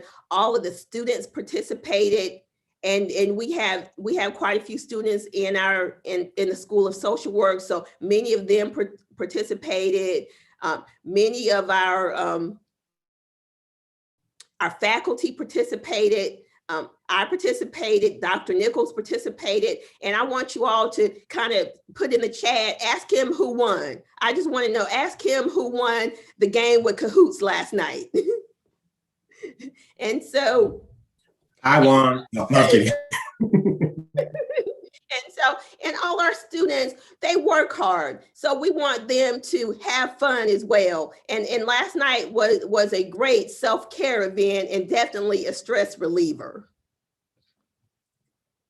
And this is a photo of our Honor Society induction ceremony. And the last two we've had to have virtual, but we hope to be able to go back to the ceremony where we have family and friends in attendance. And for, again, Social Work Month, our theme, social workers are essential. And then again, the activities, we just had many activities. Last night we had game night, and then on Tuesday we'll have a panel discussion with many of our faculty from the School of Social Work. So we are definitely looking forward to that. And our students are doing great things with research. We have 2 students who have just been selected as Mcneil Scholars, and that's a summer research program. Miss Adriana Fields and Miss Akia Smith. And typically with Mcneil Scholars, they may get a free ride for their master's program and a doctoral program. And so we're very, very proud of Miss Fields and Miss Smith. And again, you can earn a BSW and an MSW right here at Fayetteville State University. And please contact us if you have questions about anything, the admissions process, and we are available and we are excited to serve all of our students. And if we have questions, please place them in the chat. And Dr. Nichols, would you like to share some parting words?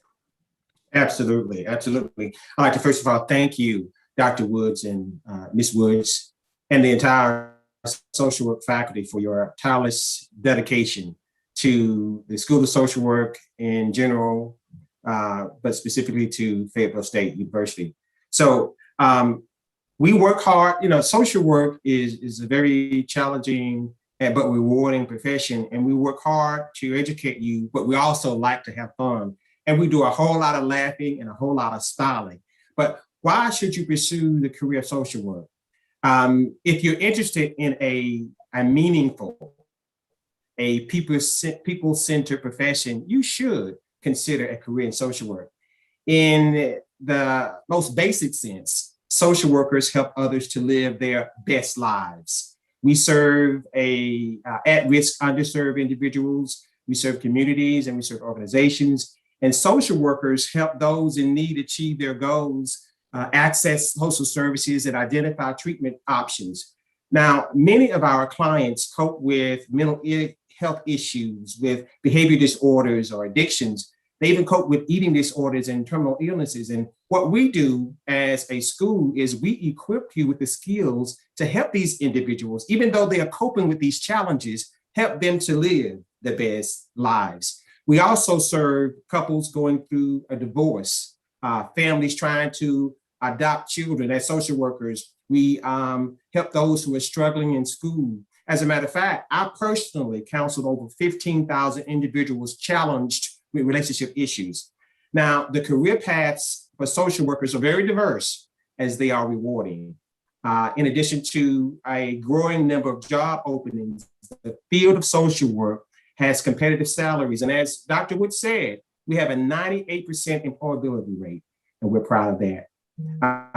We encourage you to consider coming to the School of Social Work and just visiting us or giving us a call. And I can guarantee you after that conversation that you'll have with me or any other faculty, you will have a social worker career as your title. Thanks so much, and we hope to hear from you.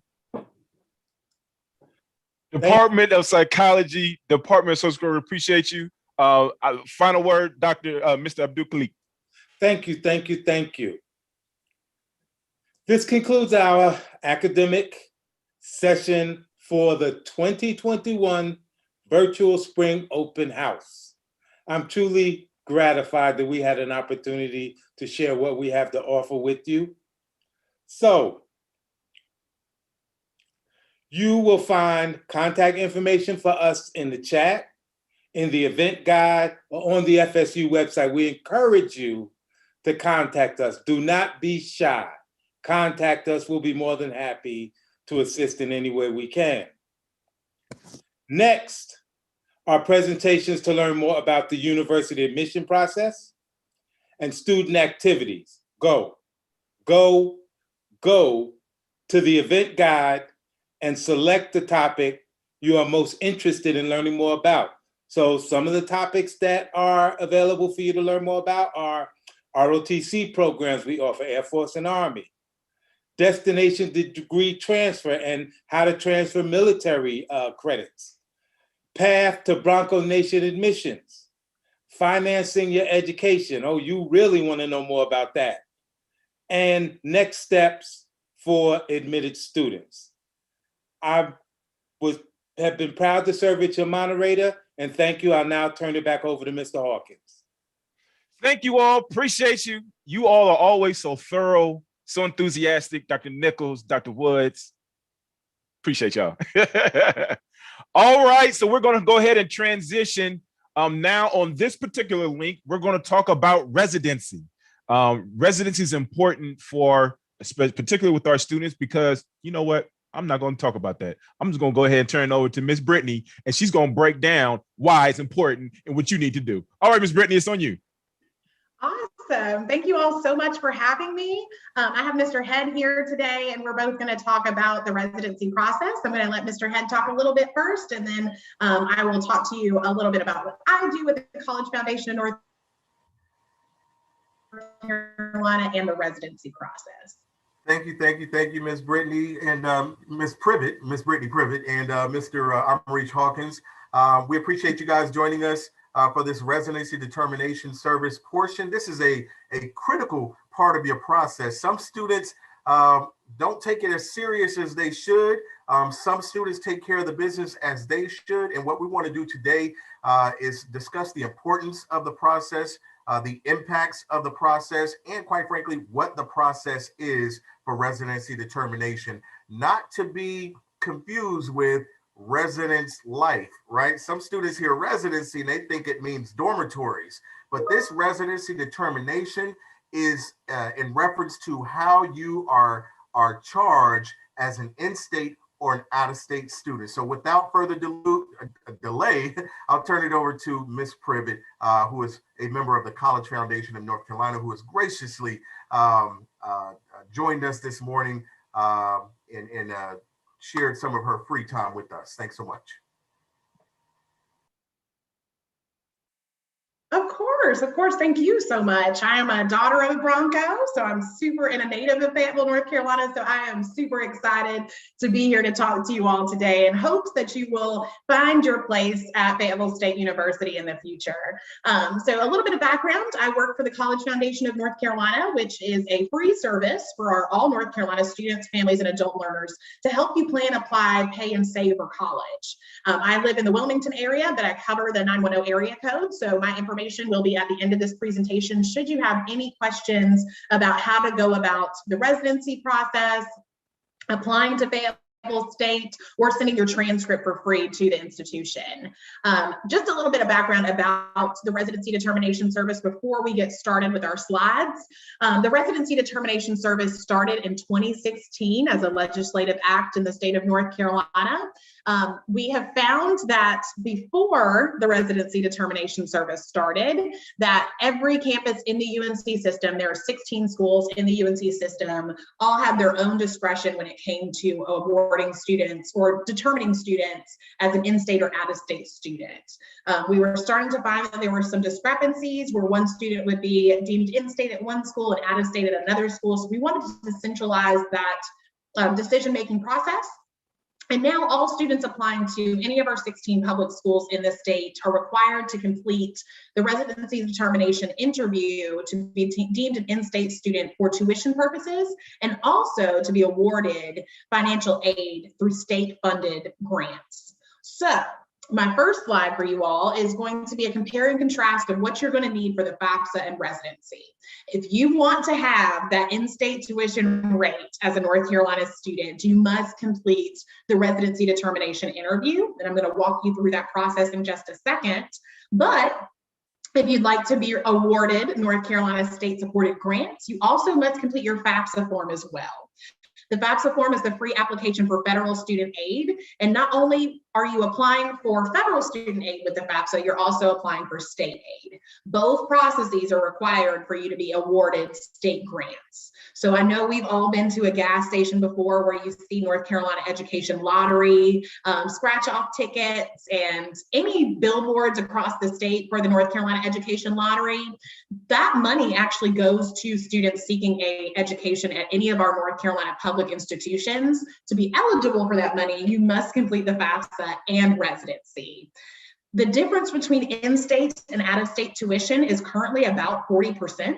So our North Carolina students, if you've lived in North Carolina all your life or for at least 12 calendar months, we want you to get the benefit of receiving in-state tuition, that 40% discount. So we're encouraging you to complete the residency determination interview in a timely manner so that you are eligible for the discount that you've paid into. You deserve this. You are entitled to this in-state tuition rate. So we want to make sure that you complete both forms to make sure that you qualify for the most financial aid that you're entitled to. So the key principles for the residency determination service are going to be that students must complete the residency determination interview on cfnc.org prior to completing their application to whatever school they'd like to go to. So if students are juniors right now, we say that it's okay to go ahead and do residency towards the end of the summer going into your senior year. That number is actually going to expire after 15 months. So we encourage you to do the residency determination service before you apply to schools, but not too far before you apply to schools, because we don't want you to have that number expire and have to go through the process again. So let me back up a little bit and let you know. To start the process, you'll either go through your CFNC account. There is a tab at the top that says apply to college, and there is a tab on the side that says residency determination service. If you click that, it's going to bring you to the residency determination application, and you will start from there. If you are an out-of-state student and you don't have a cfnc.org account, that is perfectly fine. You'll go directly to ncresidency.org, and it will ask you to set up an account. Out-of-state students, this is going to be very easy for you, and I'm going to tell you a little bit about that in a second. But for our in-state students, we do recommend that you have a CFNC account. It is free, and it is a gateway to a lot of different things when it pertains to college in the state of North Carolina. That being said, you're going to go through the residency determination interview. At the end, you will receive what we call an RCN, or your residency certification number. You will put that number into your application at any school that you plan on going to in North Carolina so that they can read your application, admit you, and charge you as an in-state student. So as you go through the process, RDS is going to determine whether or not students receive in-state institution or in-state tuition and state-funded grants. It's going to use students' social security number and parents' social security numbers and some other data to match up to figure out if you are an in-state student. It's very much like TurboTax. So it's going to ask questions as you go along about how long you've lived in North Carolina, if you have a driver's license, if you have paid into the state tax system here in North Carolina, and it's going to cross-check your answers through all of these different departments. So our database is tied to these departments, and as you answer questions, it's going to cross-check and verify with these departments. And it's looking to check off a certain amount of check marks to ensure that you're an in-state student for tuition purposes. The reason we do this is because tuition, in-state tuition is for students who have paid into the tax system in the state of North Carolina. So that's one of the main reasons that RDS came about. Students and families are encouraged to be thorough when you're completing the process. We have a lot of students who skip through or don't answer questions and are deemed an out-of-state student. We really want you to take time and thoughtfully answer these questions so that you don't run into a wrong determination at the end of your interview and have to do extra work that's not necessary. So take your time, make sure you finish the entire interview. We've actually found that some students are not awarded in-state tuition because they didn't finish the RDS form. So we really want you to take your time, make sure you finish it, and make sure you write down that RCN at the end. So we do have students who may come from mixed status families here in the state of North Carolina, who may have undocumented parents. And if the student is from North Carolina, they've lived here for at least 12 calendar years, there is a way to complete the FAFSA or complete the RDS form. So students who are citizens with undocumented parents are eligible for residency for tuition purposes and state aid purposes. Residency for dependent students is by law based on the parent's domicile, but if the parent does not have an ID number, students in RDS will be determined an out-of-state student. They'll then go through and appeal that decision, and I'll talk a little bit about appeals in a second, but we will ask for specific documentation to ensure that the student is deemed an in-state student. Mr. Head, did you have something to add? Just really quickly, can you clarify what it means to be eligible versus what it means to be granted residency? Yes, so when it comes to be eligible, typically students have to live in the state of North Carolina for residency purpose, not just so they can go to college, because North Carolina is a heavy college state. We actually have the most HBCUs than any other state in the union. So we're really proud to have so many quality colleges, but we also find that we have some people who move here just for tuition discounts. So we want you to live in the state of North Carolina and set up a domicile for 12 calendar months and prove that you are here to stay, or at least here to stay for a while. So to be eligible for in-state tuition, you have to live here for 12 calendar months for the intents of staying in North Carolina. To be awarded in-state tuition, you must go through the residency determination interview and receive that residency certification number so that colleges know that you're an in-state student. Colleges will then go through and award state-funded grants and scholarships based on your residency certification number. Does that answer your question, Mr. Head? Absolutely, absolutely, because some students, they mistake those two words, or, so just wanted clarity that just being eligible doesn't mean that you will be granted. It just allows you to be at least be considered for residency, in-state residency. Exactly. And for this slide, we just want to make sure that students understand if your parents are not documented or they are still going through the immigration process, if you're a North Carolina resident, you are still eligible for in-state tuition. You'll just have to go through the residency determination service to be granted that tuition. So thank you so much, Mr. Head, for the clarification. We also have some students who have unstable address history. So if a student has been identified as a homeless student through McKinney-Vento, that does not automatically grant them that residency status. They'll have to work with our residency determination department to ensure that they receive that in-state tuition. So if the student has an unstable address history, RDS actually determines them under review. So you'll answer the questions as best to your ability and get through that residency determination interview. And at the end, it's going to give you an under review determination. So you may not receive an in-state or out-of-state determination. If that's the case, RDS is going to reach out to you the next business day. So our department will reach out to you the next business day and have a phone conversation with you to let you know what documentation is needed to get that granted in-state status. If we have any questions, feel free to ask in the chat. I'll be more than happy to address those. The reason I'm going over some of these specific situations is because the traditional family is a totally different term than it used to be, and we want to make sure that all students know kind of where they fall when it comes to the residency determination service. So if you ever have questions, my email address will be at the end, and you're more than welcome to reach out to me. I'm happy to help. So if you are going through the residency determination service, the first question is going to ask if you claim to be a North Carolina resident for tuition purposes. If you are a traditional first-time applicant from North Carolina, go ahead and click yes. If you're active military or members of their family that are stationed here in North Carolina, also you can click yes. Dependents of veterans living in or outside of North Carolina need to go ahead and click yes. And then any non-US citizens with approved legal period of stay in the United States who are living in North Carolina can also click yes. Students who should click no are going to be our out-of-state students. If you're not from North Carolina, you never lived in North Carolina, click no to that first question. Your RCN will pop up and you'll just plug that into your application to get that out-of-state determination. Students with families who have not satisfied residency requirements, so if you haven't been here for 12 months, go ahead and click no. International students who are not living in the United States need to click no. International students living in the United States but not in North Carolina also will need to click no. And then our DACA and undocumented students will not be eligible for in-state tuition or state-funded grants.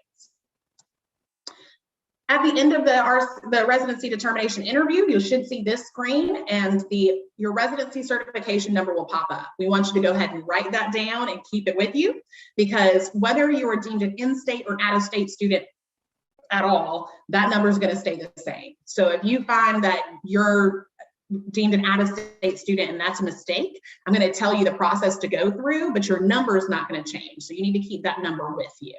And it's going to give you the information that you answered, so you can kind of go back and check and see if any mistakes were made.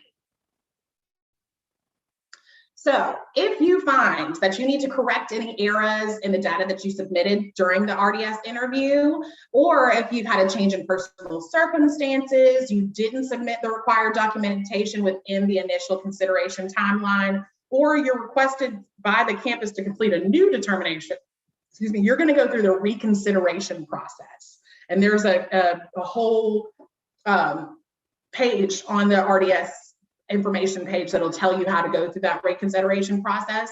But there's two different processes when it comes to receiving a determination that you don't agree with. The reconsideration are for students who we just listed here, who find themselves in these specific situations.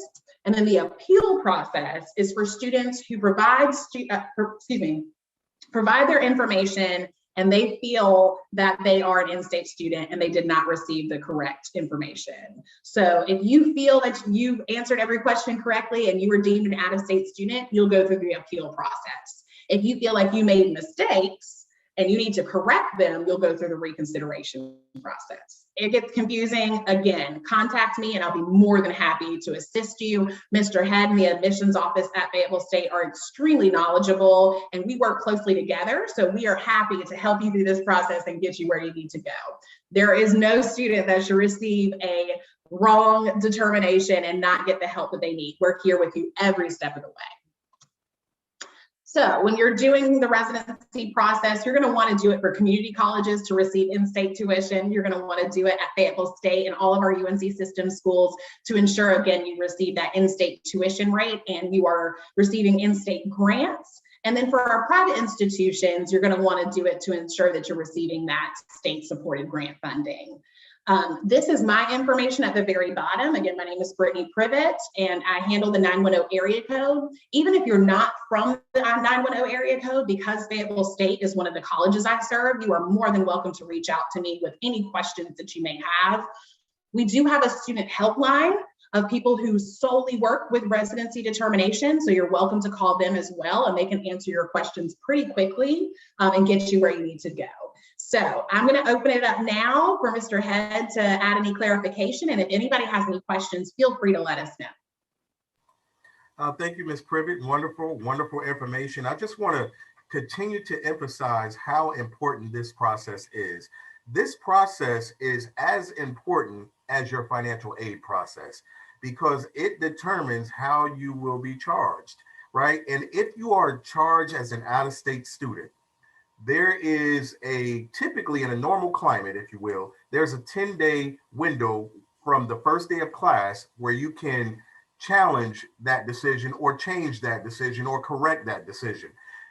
During the pandemic, we switched to a 45-day opportunity to make those changes and adjustments. Now, when you make the changes and adjustments to your residency determination, it also impacts your financial aid award, right? So if you were if you were packaged as an out-of-state student because you had an out-of-state residency determination, and then you make the correction, it's going to impact your financial aid as well. So be aware of that. So the best way to avoid any discrepancies is to complete it on the top end, on the front half, so that when you register for classes, your billing is already correct. Also, it impacts the potential for scholarship opportunities because some scholarships are only available for whatever, different purposes. Different reasons for in-state students.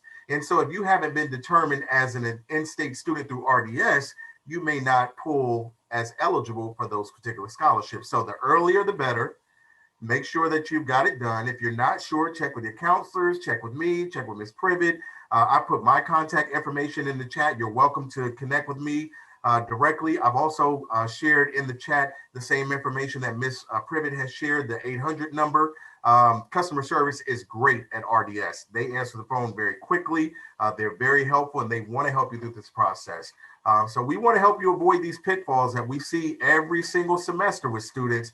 And typically the students that, do not complete the process, or those who think that, hey, I've been in North Carolina all my life, this is not that serious, I don't need to answer this, I don't need to be thorough. Those are the ones who end up coming back later and saying, hey, it's saying that I owe $4,000 because I'm out of state, but now we're in the middle of the semester and we can't make a change until the next semester. So if you miss that 45-day window to make a change, then you have to wait till the next semester in order to make that change. So again, let's avoid all of that and take care of it on the front end. So those of you who are tuned in today, we know that you shouldn't have any of these issues at all. At this time, if anyone has a question, you're welcome to turn on your microphones so that we can assist you.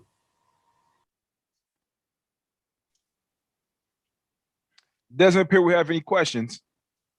I do want to add just really quickly, one way to avoid any hiccups or anything like that. Mr. Head and I were talking earlier this week, and we just encourage students to check their student accounts every semester. Make sure that you go into Banner and make sure that your residency determination is staying the same. You should not have to redo residency at all as long as you stay continuously enrolled. So unless you take a gap semester, you transfer, or you decide to stop out for any reason, your residency should stay the same. But we all know computers have glitches, things happen, human error is a thing. So best rule of thumb is just to go ahead and check Banner every semester to ensure that you're an in-state student still for tuition purposes. So thank you so much, guys, for letting me come today. And if we have any questions, let me know. But if not, thank you. And I hope everybody has a wonderful day. And just know, Fayetteville State University has opened up so many doors for my mother and for me subsequently. So it is a phenomenal school. Attitude check all day. Bronco pride. I was about to say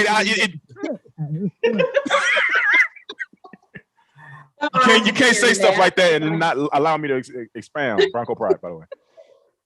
One last thing I do want to add that has been probably the most common incident that I see with our students is a student who receives financial aid and the bill is paid in their mind. And as long as the bill is paid, they don't care if they're in state or out of state because they never look at the bill, right? And so we want to make sure that even though the bill is paid and your financial aid and everything is good, to make sure that you're being charged properly, because later on, 2-3 years from now, when you're a junior or senior and somebody says, hey, you ran out of financial aid award money. And the reason is because you've been charged out of state the whole time, right? When you should have been in state. So definitely, again, it all leads to one thing: check your bill and make sure it's correct, before you start classes and within that first 10-day window or 45-day window, depending on the climate, to avoid any pitfalls. So, because the parents, they come to me all the time and say, hey, Terrence said that he's being charged out of state. And I'm like, we can't do anything at this point. It's a little too late. So parents, I know you guys are involved because clearly you're here today. That means you're involved in your students' processes. So if they're not paying attention, make sure that you pay attention to that billing and connect with us as needed the same way. Thanks so much. And I'll turn it over to Mr. Hawkins. Thank you all again. All right, we are gearing up. I can't wait. Probably one of my favorite sessions is coming up. No disrespect, RDS. But it's all about the students. The students are coming up next for Bronco Life to give us their perspective. So just give us 2 minutes to transition. I'm going to share my screen, throw up a slide, and we'll get right back to it. So I can't wait. Thank you again, Mr. Head. Thank you, Ms. Brittany. And we'll get right back to you all. All right. And I'm headed out. Thanks, Brittany. And then I'm headed out. I'm going to the athletic session. So if there are any student athletes, make sure you join me at the athletic session here in about 2 minutes.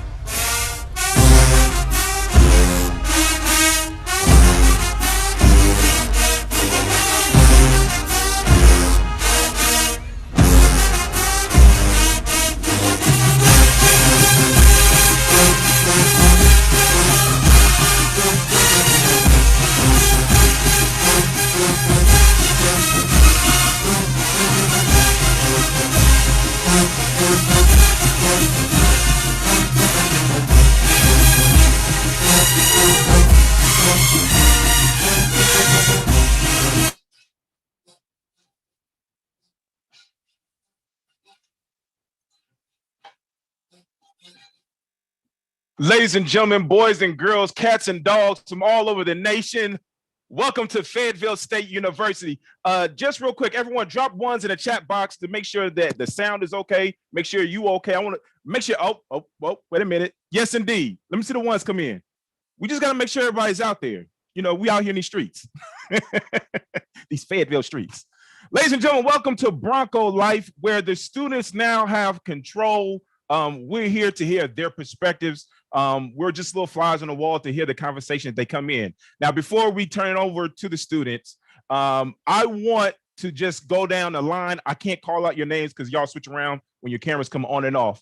So I'm going to start off with Madam President. I want you all to give me your name, your major, and rep where you from. For me, ladies and gentlemen, I'm from the 626, Pasadena, California. You know what it is. Yeah, how you doing? I'm so excited to be here right now. I love talking to prospective students.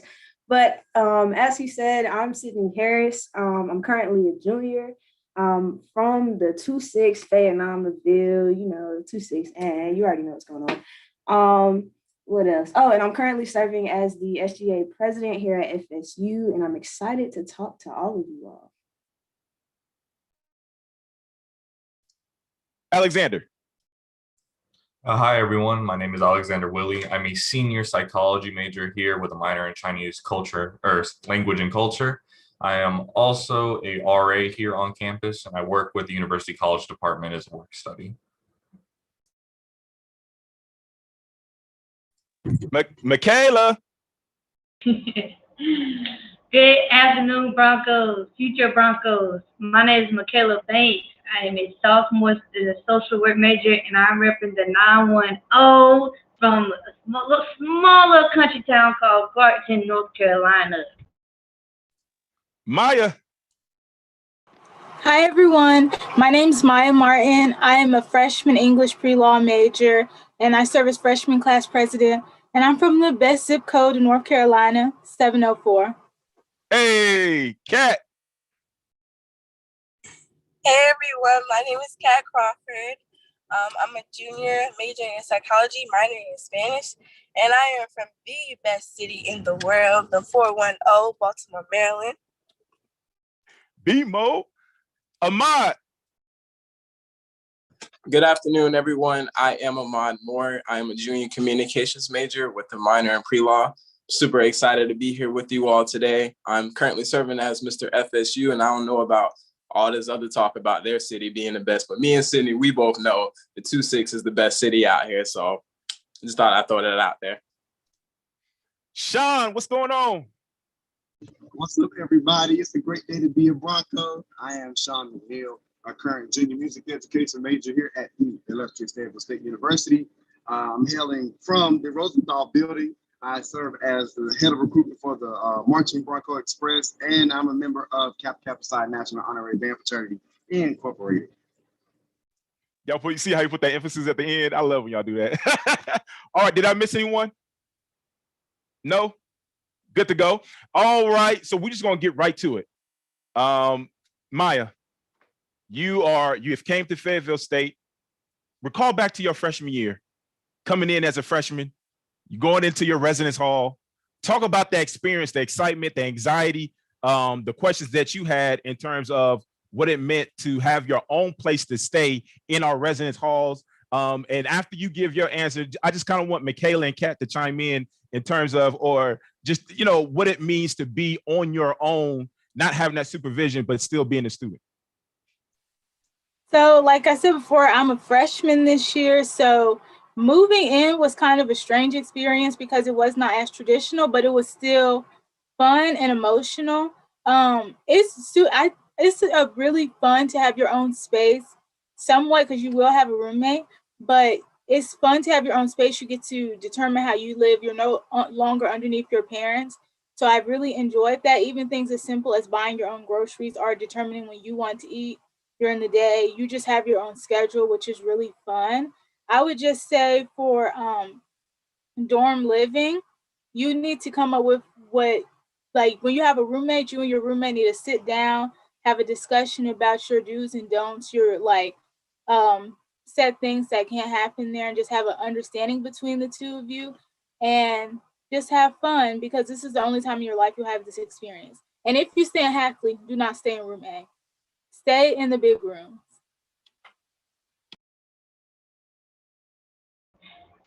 So my experience, okay, because like I said, I'm a sophomore. So last year was my freshman year.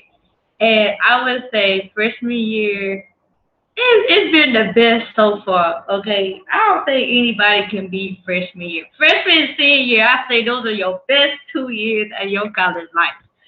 So with my transition, it was definitely an experience. First, you know, moving from your parents' house or whoever you're staying with into a college dorm, it's like it's different because now you're going from living under your parents to now you living on your own. So now like you gotta manage some things by yourself.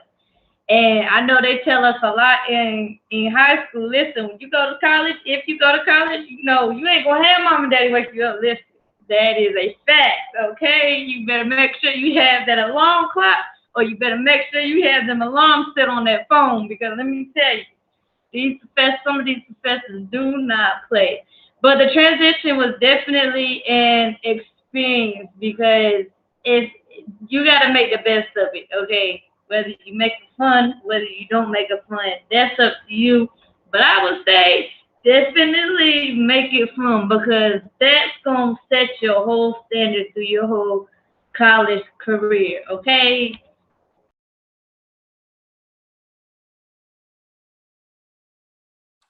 Facts. Well, I'm a junior. My freshman year was what, two years ago? I came here in 2018. Lord Jesus, I'm getting old. But coming in, I did a program called the LEAP program. It's a summer bridge program where you stay over the summer. I think the whole month of July, you come here with 100 other students already, you know, getting to know them. You take some classes, you get to stay on campus.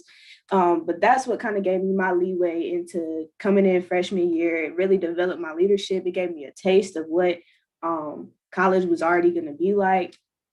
So that really helped me coming in freshman year. I got to move into my dorm a little bit early because back then I was a student athlete, as you can tell by the way. I'm not a student athlete anymore. But yeah, I think all the connections I made freshman year.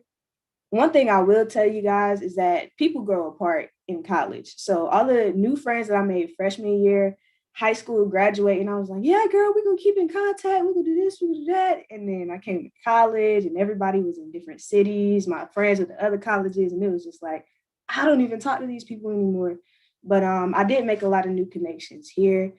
As Michaela said, you cannot beat freshman year. You can ask seniors, graduates, alumni, nothing beats freshman year because you're there. Everything is so new.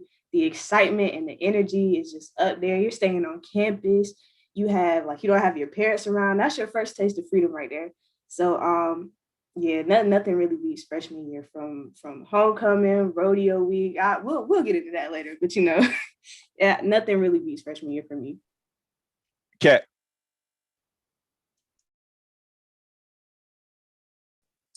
Well, I'm actually a transfer student. I transferred in back in 2019, but of course I did have a freshman year at a previous school.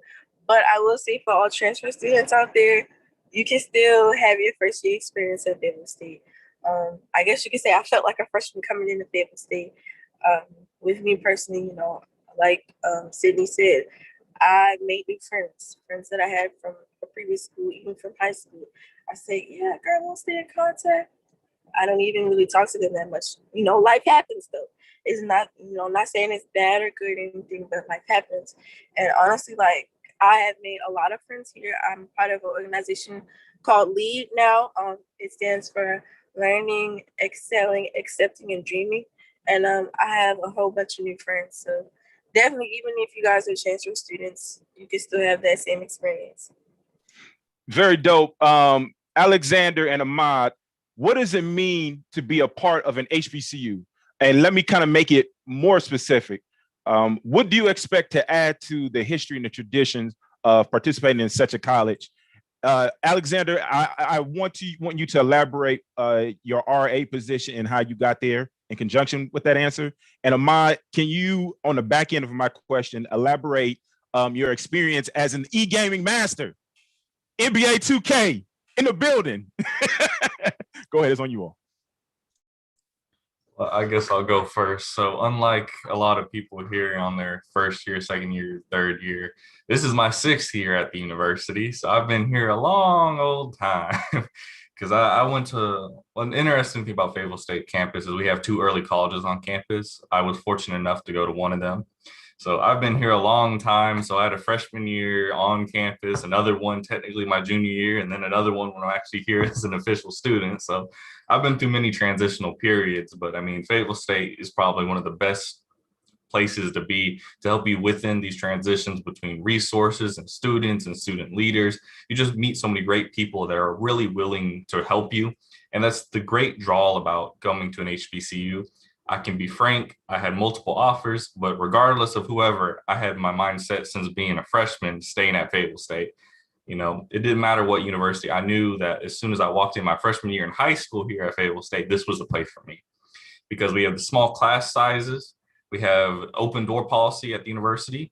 So now it's more a virtual open door. Some still have like in person, but it's a great ability to be able to talk to your professors and know that it's a family orientated university style.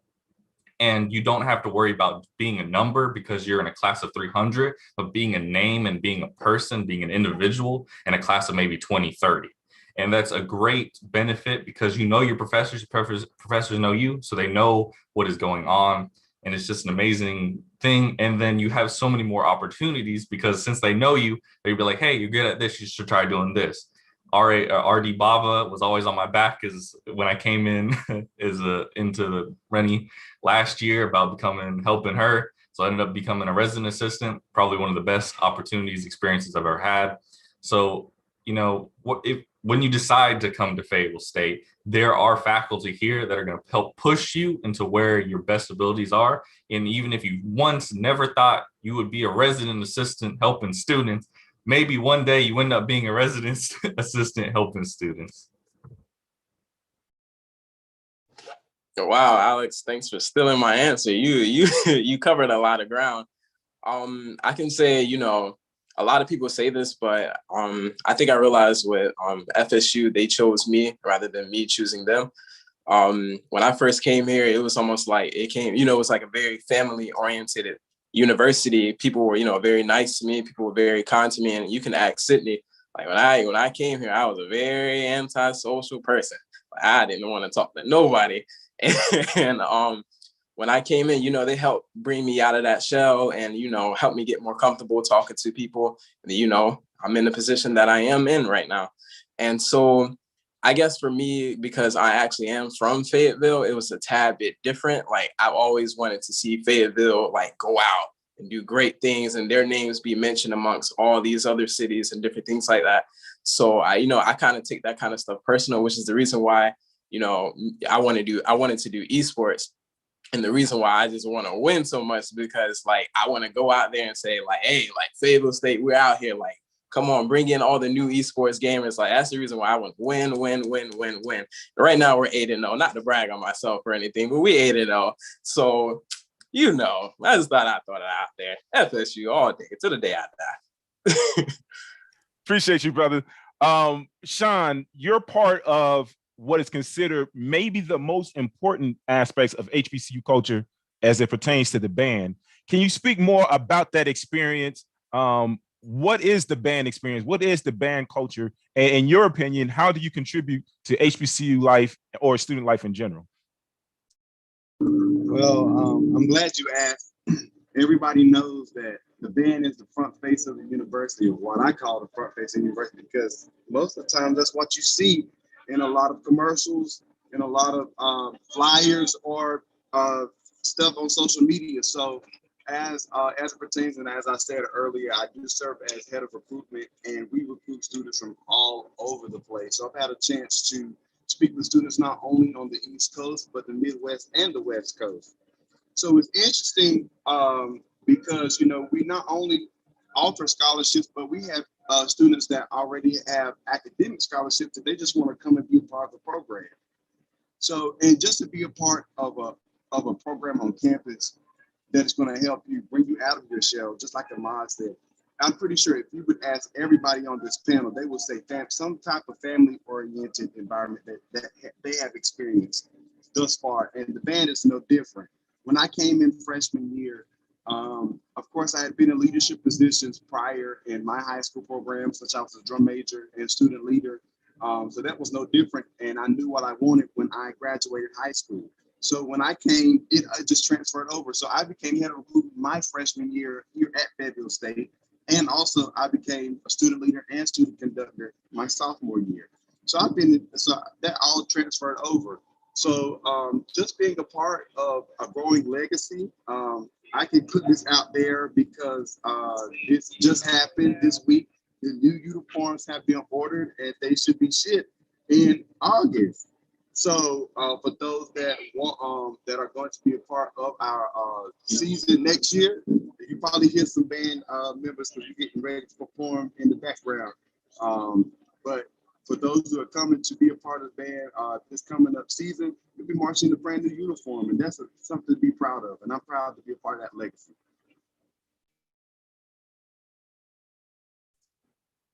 So when we talk about legacy, we have to include some of the things that go on campus. Let's talk about Sydney had introduced Rodeo Week. You know, we got Rodeo Week, we got Homecoming, you know, we got, you know, little this, that, and thirds. I don't want to dictate all the events that we have. I want you all to speak about it. So we're just going to go, I'm going to give you the order and you all talk about just quickly your experiences with events that happen at FSU and just kind of talk about just how you felt. So we're going to go Sydney, Alexander, Michaela, Maya, Kat, Ahmad, Sean, in that order. All right, go for it. Just to try to keep it as brief as possible, Homecoming and Rodeo Week are indescribable. So everybody knows like an HBCU homecoming, you know, it's very family oriented. You get to speak with alumni, prospective students, the old heads, tailgating, the football game. And, you know, homecoming, it's not just that Saturday, just the football game. It's a week full of events. And that entire week is just like, I'm gonna give y'all some insight. I don't know if I'm supposed to say that, but this is what determines how you manage your time. Homecoming and Rodeo Week is whether or not you party that night and then you get up for class the next morning. You just got to know how to manage it. But Rodeo Week is basically homecoming, but in the spring, if y'all didn't know. And it's sort of homecoming, but without the alumni. It's a week full of events, parties, just great connection and great HBCU experience. Now, last year we were kind of, because COVID just hit, we were kind of, robbed of that experience. I was really sad to see it go because freshman year, I was like, man, Rodeo Week was lit. I was thinking about everything that I was going to do different this semester. It was just going to be really fun.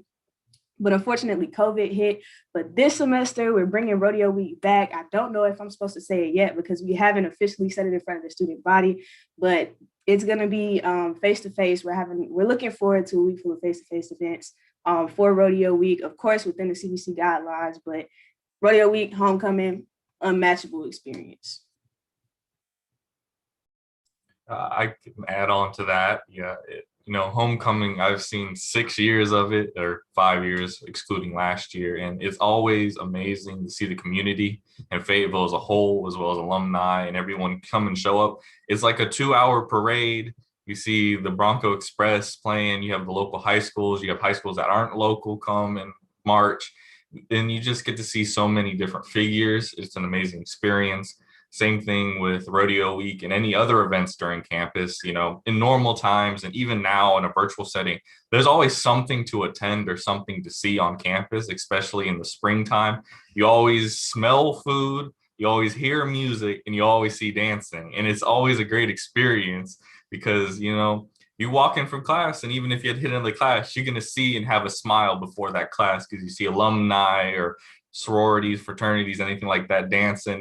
It's just a great experience to be on the HBCU campus, and it really opens your eyes to see what a community that Fayetteville State is. Man, okay, so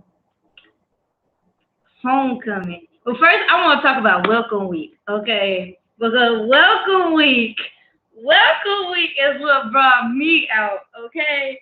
So freshman year, that's what started my whole reputation on campus. So welcome week is pretty much a week, your very first week on campus. It's like a week before classes started or a few days before classes started through that whole week.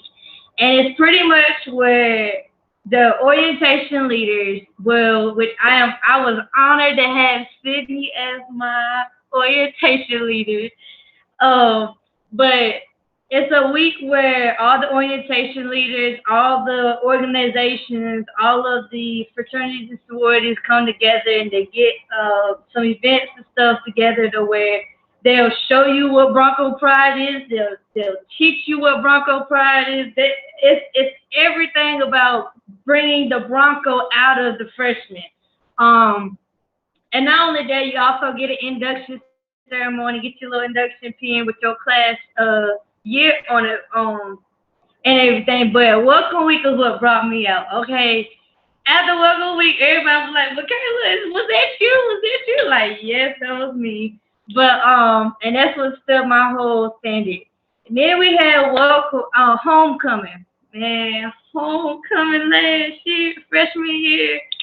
Whoo, okay. Man, it was exciting. Like Sydney said, though, it is very time managing. You have to manage your time because there'd be times where some people didn't go to class at all this week, which was their fault. That will also affect your grades because that's attendance. But also, make sure you go to your classes. Don't miss a class because they have an event during the day and you want to go to the event. No, you always got to put your schoolwork first because at the end of the day, you're here to get the college experience, but you're also here to get your degree. And so you have to work with your time. You have to make sure you also get the full college experience, and you make sure you have fun. Rodeo week, on the other hand, because COVID hit, we kind of had did things a little virtually last year, which was kind of sad, but hey, we still had fun at the end of the day. I'm gonna say at the end of the week because I still enjoyed myself virtually. But since this year we coming it back, we getting it back. Listen, okay, I'm super excited. I'm very excited for rodeo week to have my first official face-to-face rodeo week. So yeah, I'm super excited. So for me, because I'm a freshman during COVID, I didn't get to really experience everything. I know I am going to, but my first week here, I did have somewhat of welcome week, which was still fun. It was socially distanced and everything, and I still got still had our pinning ceremony, which was really fun, and we each got assigned like our upperclassmen to help us out. So my upperclassman, I loved her to death. even to this day, I can text her and she'll come and help me do with anything, whether that be schoolwork. If I need to go get groceries off campus, she always helps me. But she walked us around, told us where all the buildings were, because that's something you're going to have to learn, all those abbreviations to the buildings. And you're like, what is this? So that was one thing I did. Outside of that, SGA, WAC, SAC have done a really good job of having events this semester. So that, and Royal Court. So that's been really fun. I would say as a freshman, go out of your comfort zone. If you're an introvert, go to the events, keep looking at your emails. When you're a student here, you'll get a million emails from Jeff Womble a day, but in those emails are fun events. So I just went out of my comfort zone. Even if I had to go alone, I got to meet a lot of people. It was a lot of fun. So, you know, just remember that everyone loves you here. We're all Broncos to the day we die. So don't feel like as if you can't participate because you don't have someone to go with. Friends will come. But the last thing I'll add, what I have got to experience and what you will too is fried chicken Wednesdays and fried fish Fridays, which is something we're still having because of COVID. Listen, Fayetteville State has the best fried chicken in the world. I love the fried chicken. I love the fried fish, and you'll still get to like go to the Bronco Grill, Chick-fil-A, McAllister. So you'll still get to have a little snippet of what your whole freshman year will be. And hopefully by the time y'all come here, things will be back to normal somewhat. So it's fun though. Love being a Bronco. Fried fish Fridays too. We got both of them. So for me, like I said, I'm a transfer student, so I kind of got somewhat of a freshman experience as well. I came in pre-COVID, so when I came in, definitely welcome week was the week where you normally will learn all of our chants, all of our songs. Even if you don't know, you can still reach out to your orientation leader or what we call OLs.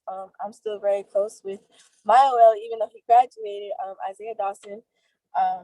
Very, very close, you know, even people who you may not exactly know right now, you'll probably see them like alumni. They'll come for homecoming, like Cindy said, you'll make connections and you'll like eventually like make friends, like whether it be with someone who's an alumni, someone who came in the same year as you, someone who's a transfer like myself. Age does not matter in college. Another big thing besides welcome week, homecoming and rodeo week, I'm not sure if we're going to continue to have it, but from what I heard before I came in, they did have like a second chance prom or something like that. And I heard it was a really big event, really dope event. I was kind of sad that they didn't have it when I came in, but I guess they do it every other year. But then of course COVID happened. Another big event that I personally believe is pretty big is in the Hispanics Club. We team up with Bronco Radio and we celebrate Hispanic Month. And also, you know, the weekend of Day of the Dead. That's a really big celebration where we're all out on either on the quad or over there by the gazebo, and like everyone just come and learn about our Hispanic, like people's Hispanic culture, and even like Afro Latinas if you're you know, Black and Latina. And it's just really a good time, because one thing I will say that kind of drew me into the Hispanic Club as well is that we're all about inclusivity. I'm saying the word correctly. David was always about you know, family, culture, and inclusivity. Thank you all. I'm had to cut you short. I'm sorry, Maude and Sean, but we're running right up on time. I want to address one question, and the question is a big question, so I don't know if we have enough time to flesh it out. But Ahmad, I'm gonna bring this to you. There was, and this is, you know, kind of like we can't underrate the emotional experience of separating from your parents, right? So the question is, how do you deal with setting boundaries with your parents once you go off to college that gives you space, but is still respectful? Very interesting question, particularly if they're paying your bills. I don't know if you have any space, but Ahmad, I'm gonna let you answer. And remember, if you could do it in 30 seconds. 30 seconds. Sorry for the pressure. All right, so that was a great question, by the way. I think for me, because this is my first year ever living out on campus, so I think with my mom, she really tried to baby me like a lot. Like, you know, always calling me. She would get mad when I didn't call her in the morning, like every morning. So I think just letting her know, like, you know, and then my step pops, you know, he stepped in, you know, just letting her know, like, hey mom, like, I'm okay. You're gonna have to trust me. You know, I'm not gonna go out here. I'm not gonna do anything crazy. You know, setting the boundaries, saying it in a very respectful way, and just talking to her, and, you know, still keeping her updated. I think that's just, you know, that's the most effective way. So, you know, your parents are going to crash on top of you. You know, I'm pretty sure like all the panelists can agree to that, but just letting them know like, hey, I'm okay, you know, kind of taking a step back and just allowing yourself to grow and not be, you know, as babied as much as, you know, just the way to go, but still keep your parents updated every once in a while. Thank you, Amaya. Go ahead, Maya. Read the question for our YouTube and Facebook viewers. So someone asked, what is one thing you recommend 11th graders do in their senior year to secure the spot, like networking? So I have a lot of advice about this. I was lucky to get a lot of scholarships and to network with a lot of people. What I would say about Fayetteville State is reach out to upperclassmen and to people you see. For instance, one of the big reasons I decided to come is because when I was a senior in high school, I messaged Sydney and our last year's Miss Fayetteville State, and I asked them questions, and they responded back to me in that day. And that's a commonality no matter if you're talking to alumni who graduated 20 years ago or 5 years ago, or who goes here now, we will answer and respond to you. But to 11th graders and seniors, I would say, make sure you're still actively doing things in high school. I always say, make sure you at least have 2 things are on your resume or 2 extracurriculars. So one that's going to help you with something you want to do in the future, whether that be you want to be in computer science or you want to be an arts major or whatever that is. And then the second one that's helping in the community or is something that you enjoy doing, because that looks really good for college applications and scholarships. They like to see that you're actively participating in the community. And do not stress yourself out. I stressed myself out my senior year. You will go to the college that is meant for you. Hopefully that's Fayetteville State. Just make sure you're networking, reaching out, and enjoy the last few moments of like high school, because those will not last forever. So that's what I have to say. But I'm going to drop my Instagram in there if you have any more questions. And the last thing is, don't stress about your major. If you talk to anyone who will go on to any college everywhere, most of us change our majors. I came at it as a pre-med major. I changed my major within the second month of classes to pre-law. So don't hold on so secure to a major. Don't make your parents stress you out about completing a specific major, especially in high school, because you'll come to college and be like, I don't like biology anymore, or I don't like history anymore, and you'll completely change your major. So I'm sorry, Sydney. And that's clever. I had to plug my Instagram in for the people on YouTube, but feel free to follow me. Like Maya said, I do follow back and I do DM. I'm not fake. I'm light skinned, but I'm not fake. To follow me on Instagram at Sid.22. That's Sid with 3 Ds. That's why I did Sid.22.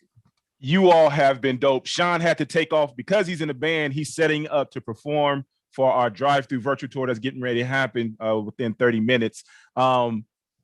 Alexander, Kat, Maya, Michaela, Sydney, Ahmad, you all are dope.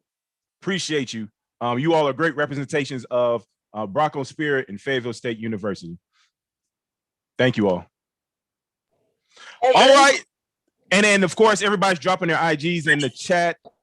Shout out to all of our YouTube viewers. Shout out to all our Facebook viewers. We out here. Thank you all for tuning in. Stay with us. Stay with us. Stay on this link, because now, somebody say now. Now. Oh, hold on. We're going to do it again. Like, you know, like in church. Now, somebody touch your name and say now. Now.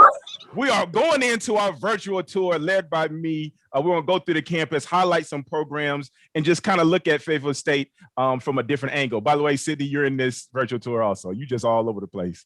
Yeah, you'll see when we get to the Student Center. So everybody stand by. Give me a minute to transition. Again, thank you, students. We'll be right back with you in about 1 minute.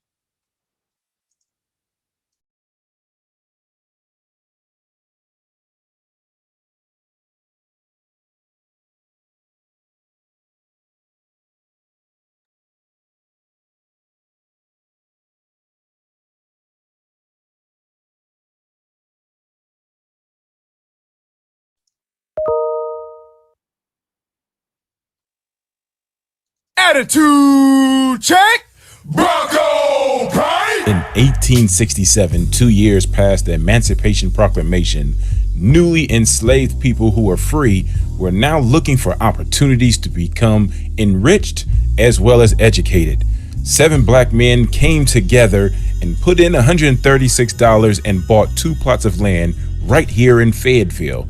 And upon that vision, they created an institution that started out as a teaching college that has developed into a fully accredited university under the state of North Carolina with 33 undergrad programs, 17 graduate programs, and 1 doctoral degree. This is Fayetteville State. Hello, everyone. My name is Amarish Hawkins, and I'll be your virtual tour guide.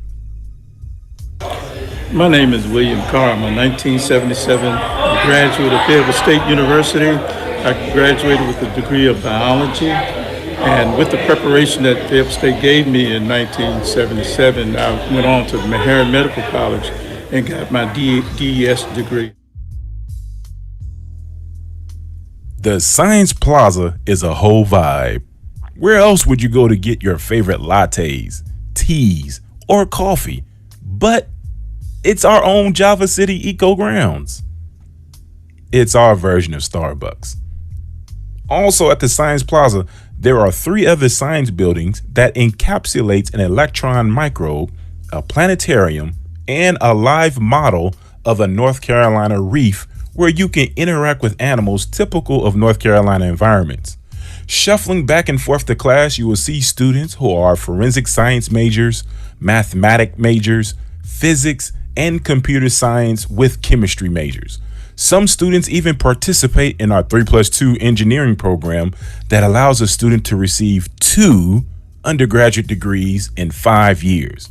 3 years with us and 2 years with NC State. Ladies and gentlemen, the Science Plaza.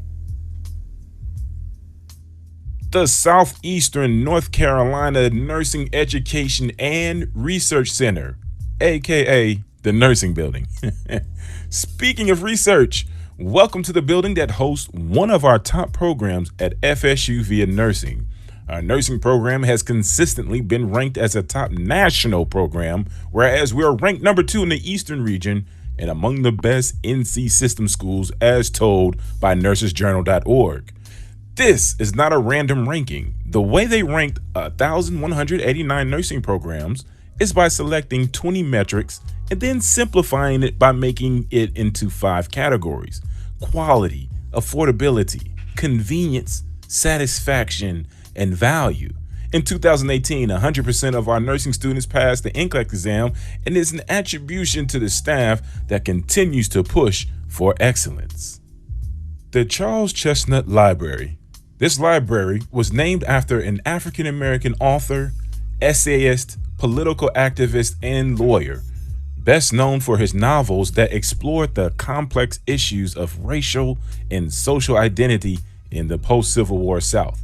So it's only fitting that his name would be added to this sacred place.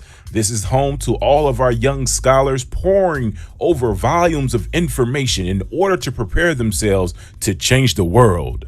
In the library, you will find 70,000 square feet of space dedicated to research and study. As a student, you will also have access to private study areas, meeting rooms for class projects, and a whole staff of qualified librarian professionals.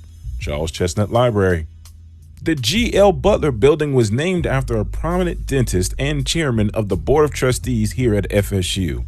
This building is home to our School of Education and Performing Arts majors. Students in this building pursue their degrees in birth through kindergarten, elementary education, middle school, and high school education. This building is equipped with a mini theater to produce plays, workshops, and smiles. Hello to all our performing arts majors. Welcome everyone to the Broadwell College of Business and Economics. This is home to another top program at FSU. And how do we know this is a top program? Or how do we measure whether a program is not only thriving, but striving?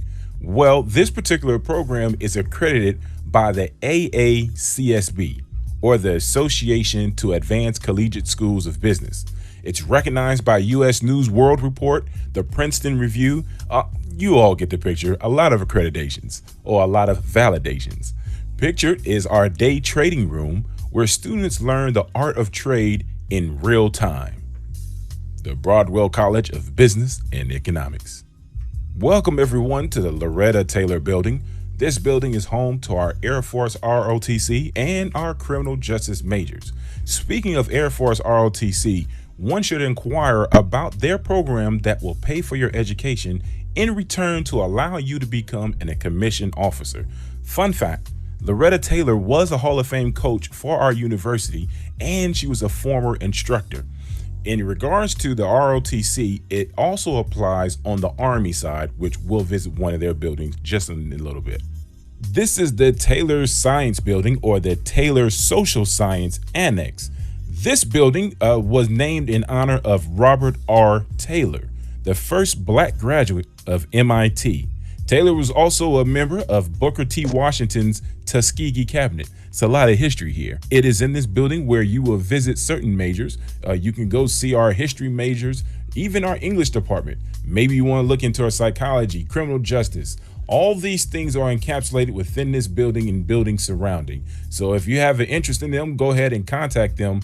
Also, don't forget about the Army ROTC, which is downstairs, and they will give you information as to how they can pay for your education. The Telecom Building, formerly known as the Old Library, this is the creative's safe space.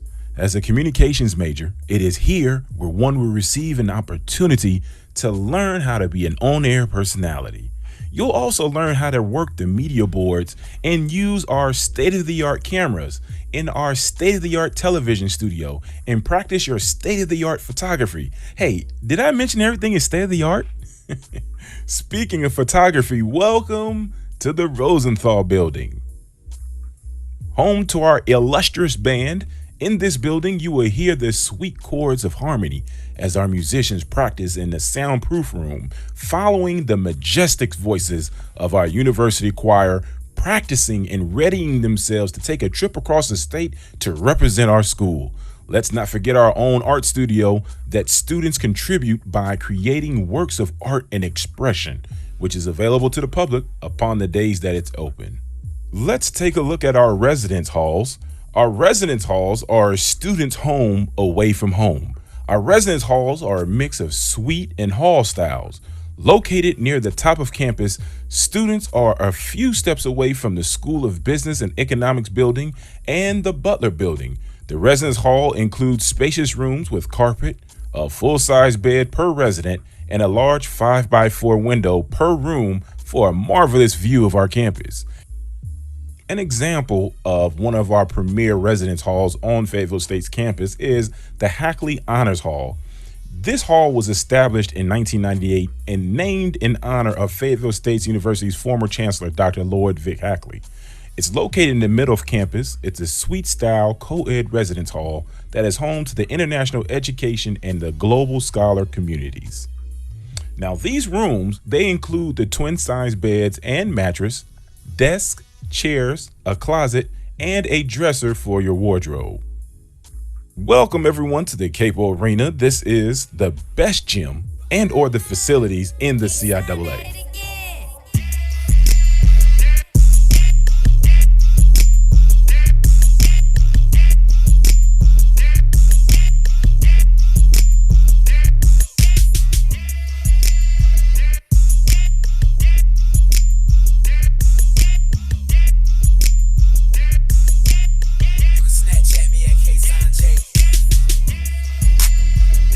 Sports complex holds a dance studio, a state-of-the-art weight room, and an Olympic-sized swimming pool with a high diving platform.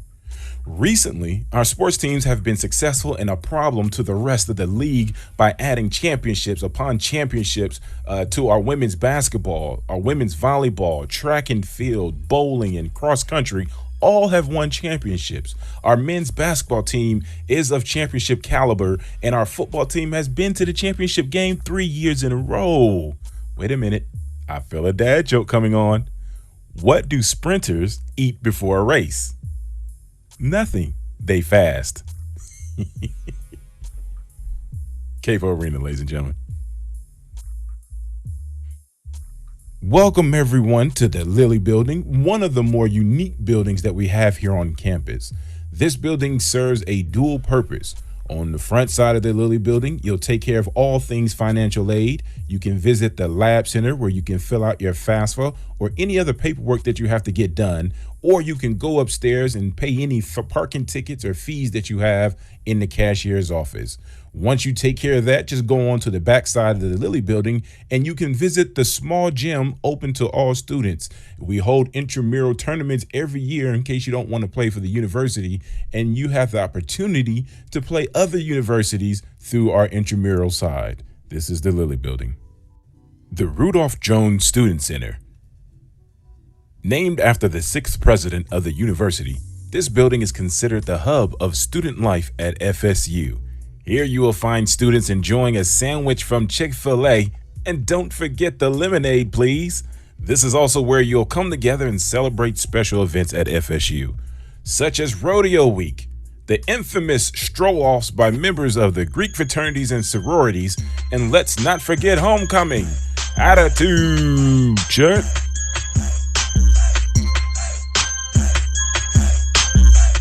Come inside the plaza on the top floor. As a student, you will have access to our student lounge, the auditorium.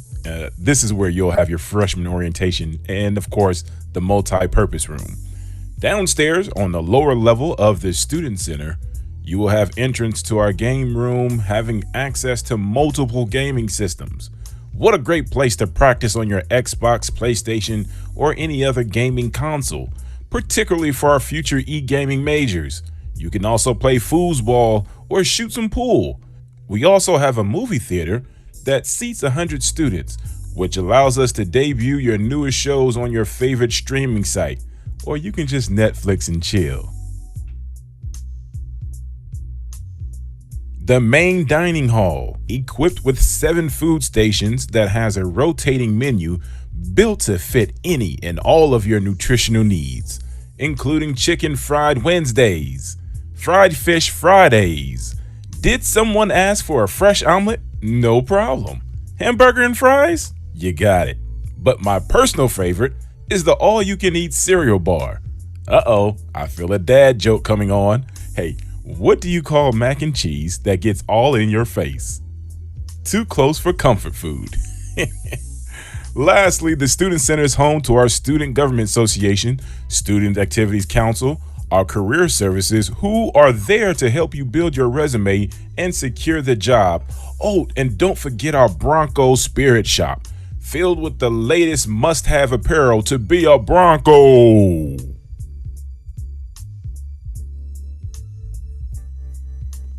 At the Spalding Building, we offer student health services, which provides a variety of confidential clinical health services. They include acute medical care for women and men's health, STI counseling, screening, and treatment, laboratory services, or as they say across the pond, laboratory, family planning, pharmacy services, sports physicals, ROTC physicals, and we also provide COVID-19 testing for students who are symptomatic or have a known exposure or were notified through contact tracing. The Seabrook Auditorium is our entertainment venue that contributes to the FSU culture by providing space for our concerts, comedy shows, and an occasional turn-up session. We have also hosted prominent political figures such as Jill Biden, Cornel West, and former President Barack Obama.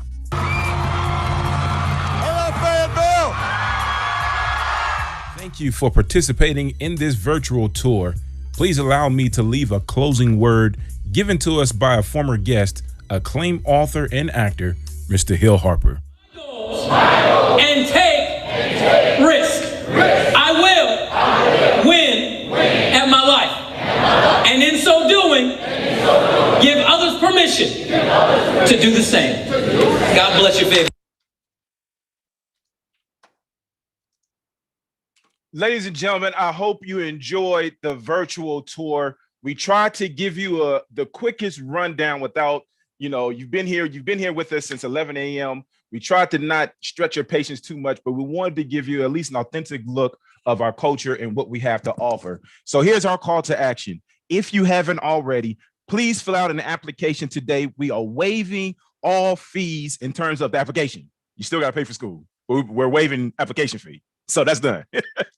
Fill out the application, go to the website, www, or in Spanish, www.uncfsu.edu.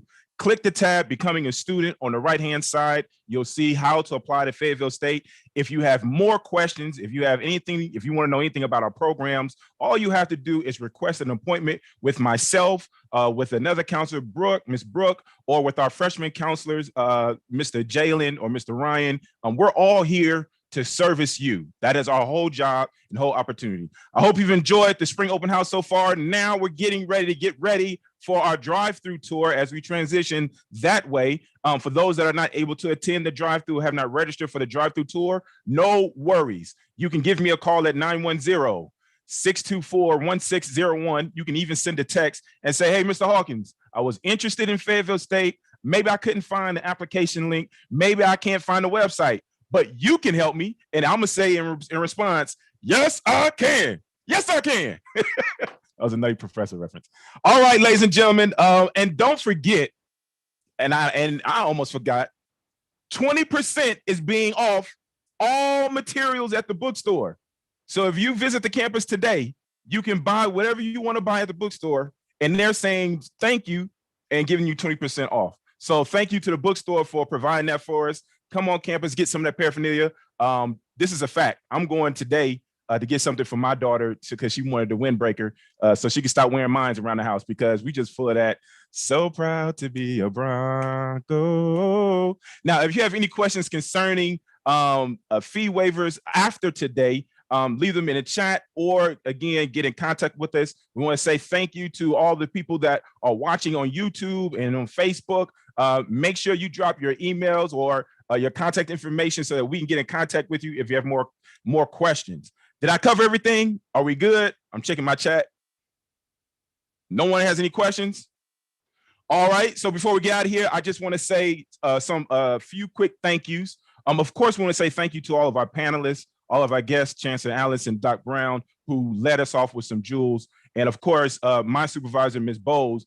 And I'm just the people who you didn't hear from today, but they have been working tirelessly and behind the scenes. Of course, Ms. Jasmine, salute. Mr. James McDuffie, salute. Ms. Caitlin, thank you. Leonza, Kamisha, Dr. Hall, who's in charge of putting these events together. Thank you for doing that. Did I get everybody? Did I miss anybody? Ms. Brunson, how did I get Ms. Brunson? Ms. Josephine, thank you all. Thank you to the whole admission staff and our volunteers who are right now out inside the quad, outside in the quad, outside in the corners, holding signs, balloons, making sure that you get the full Bronco welcome. Thank you all. We appreciate you, and we are signing out. Peace. So proud to be a Bronco.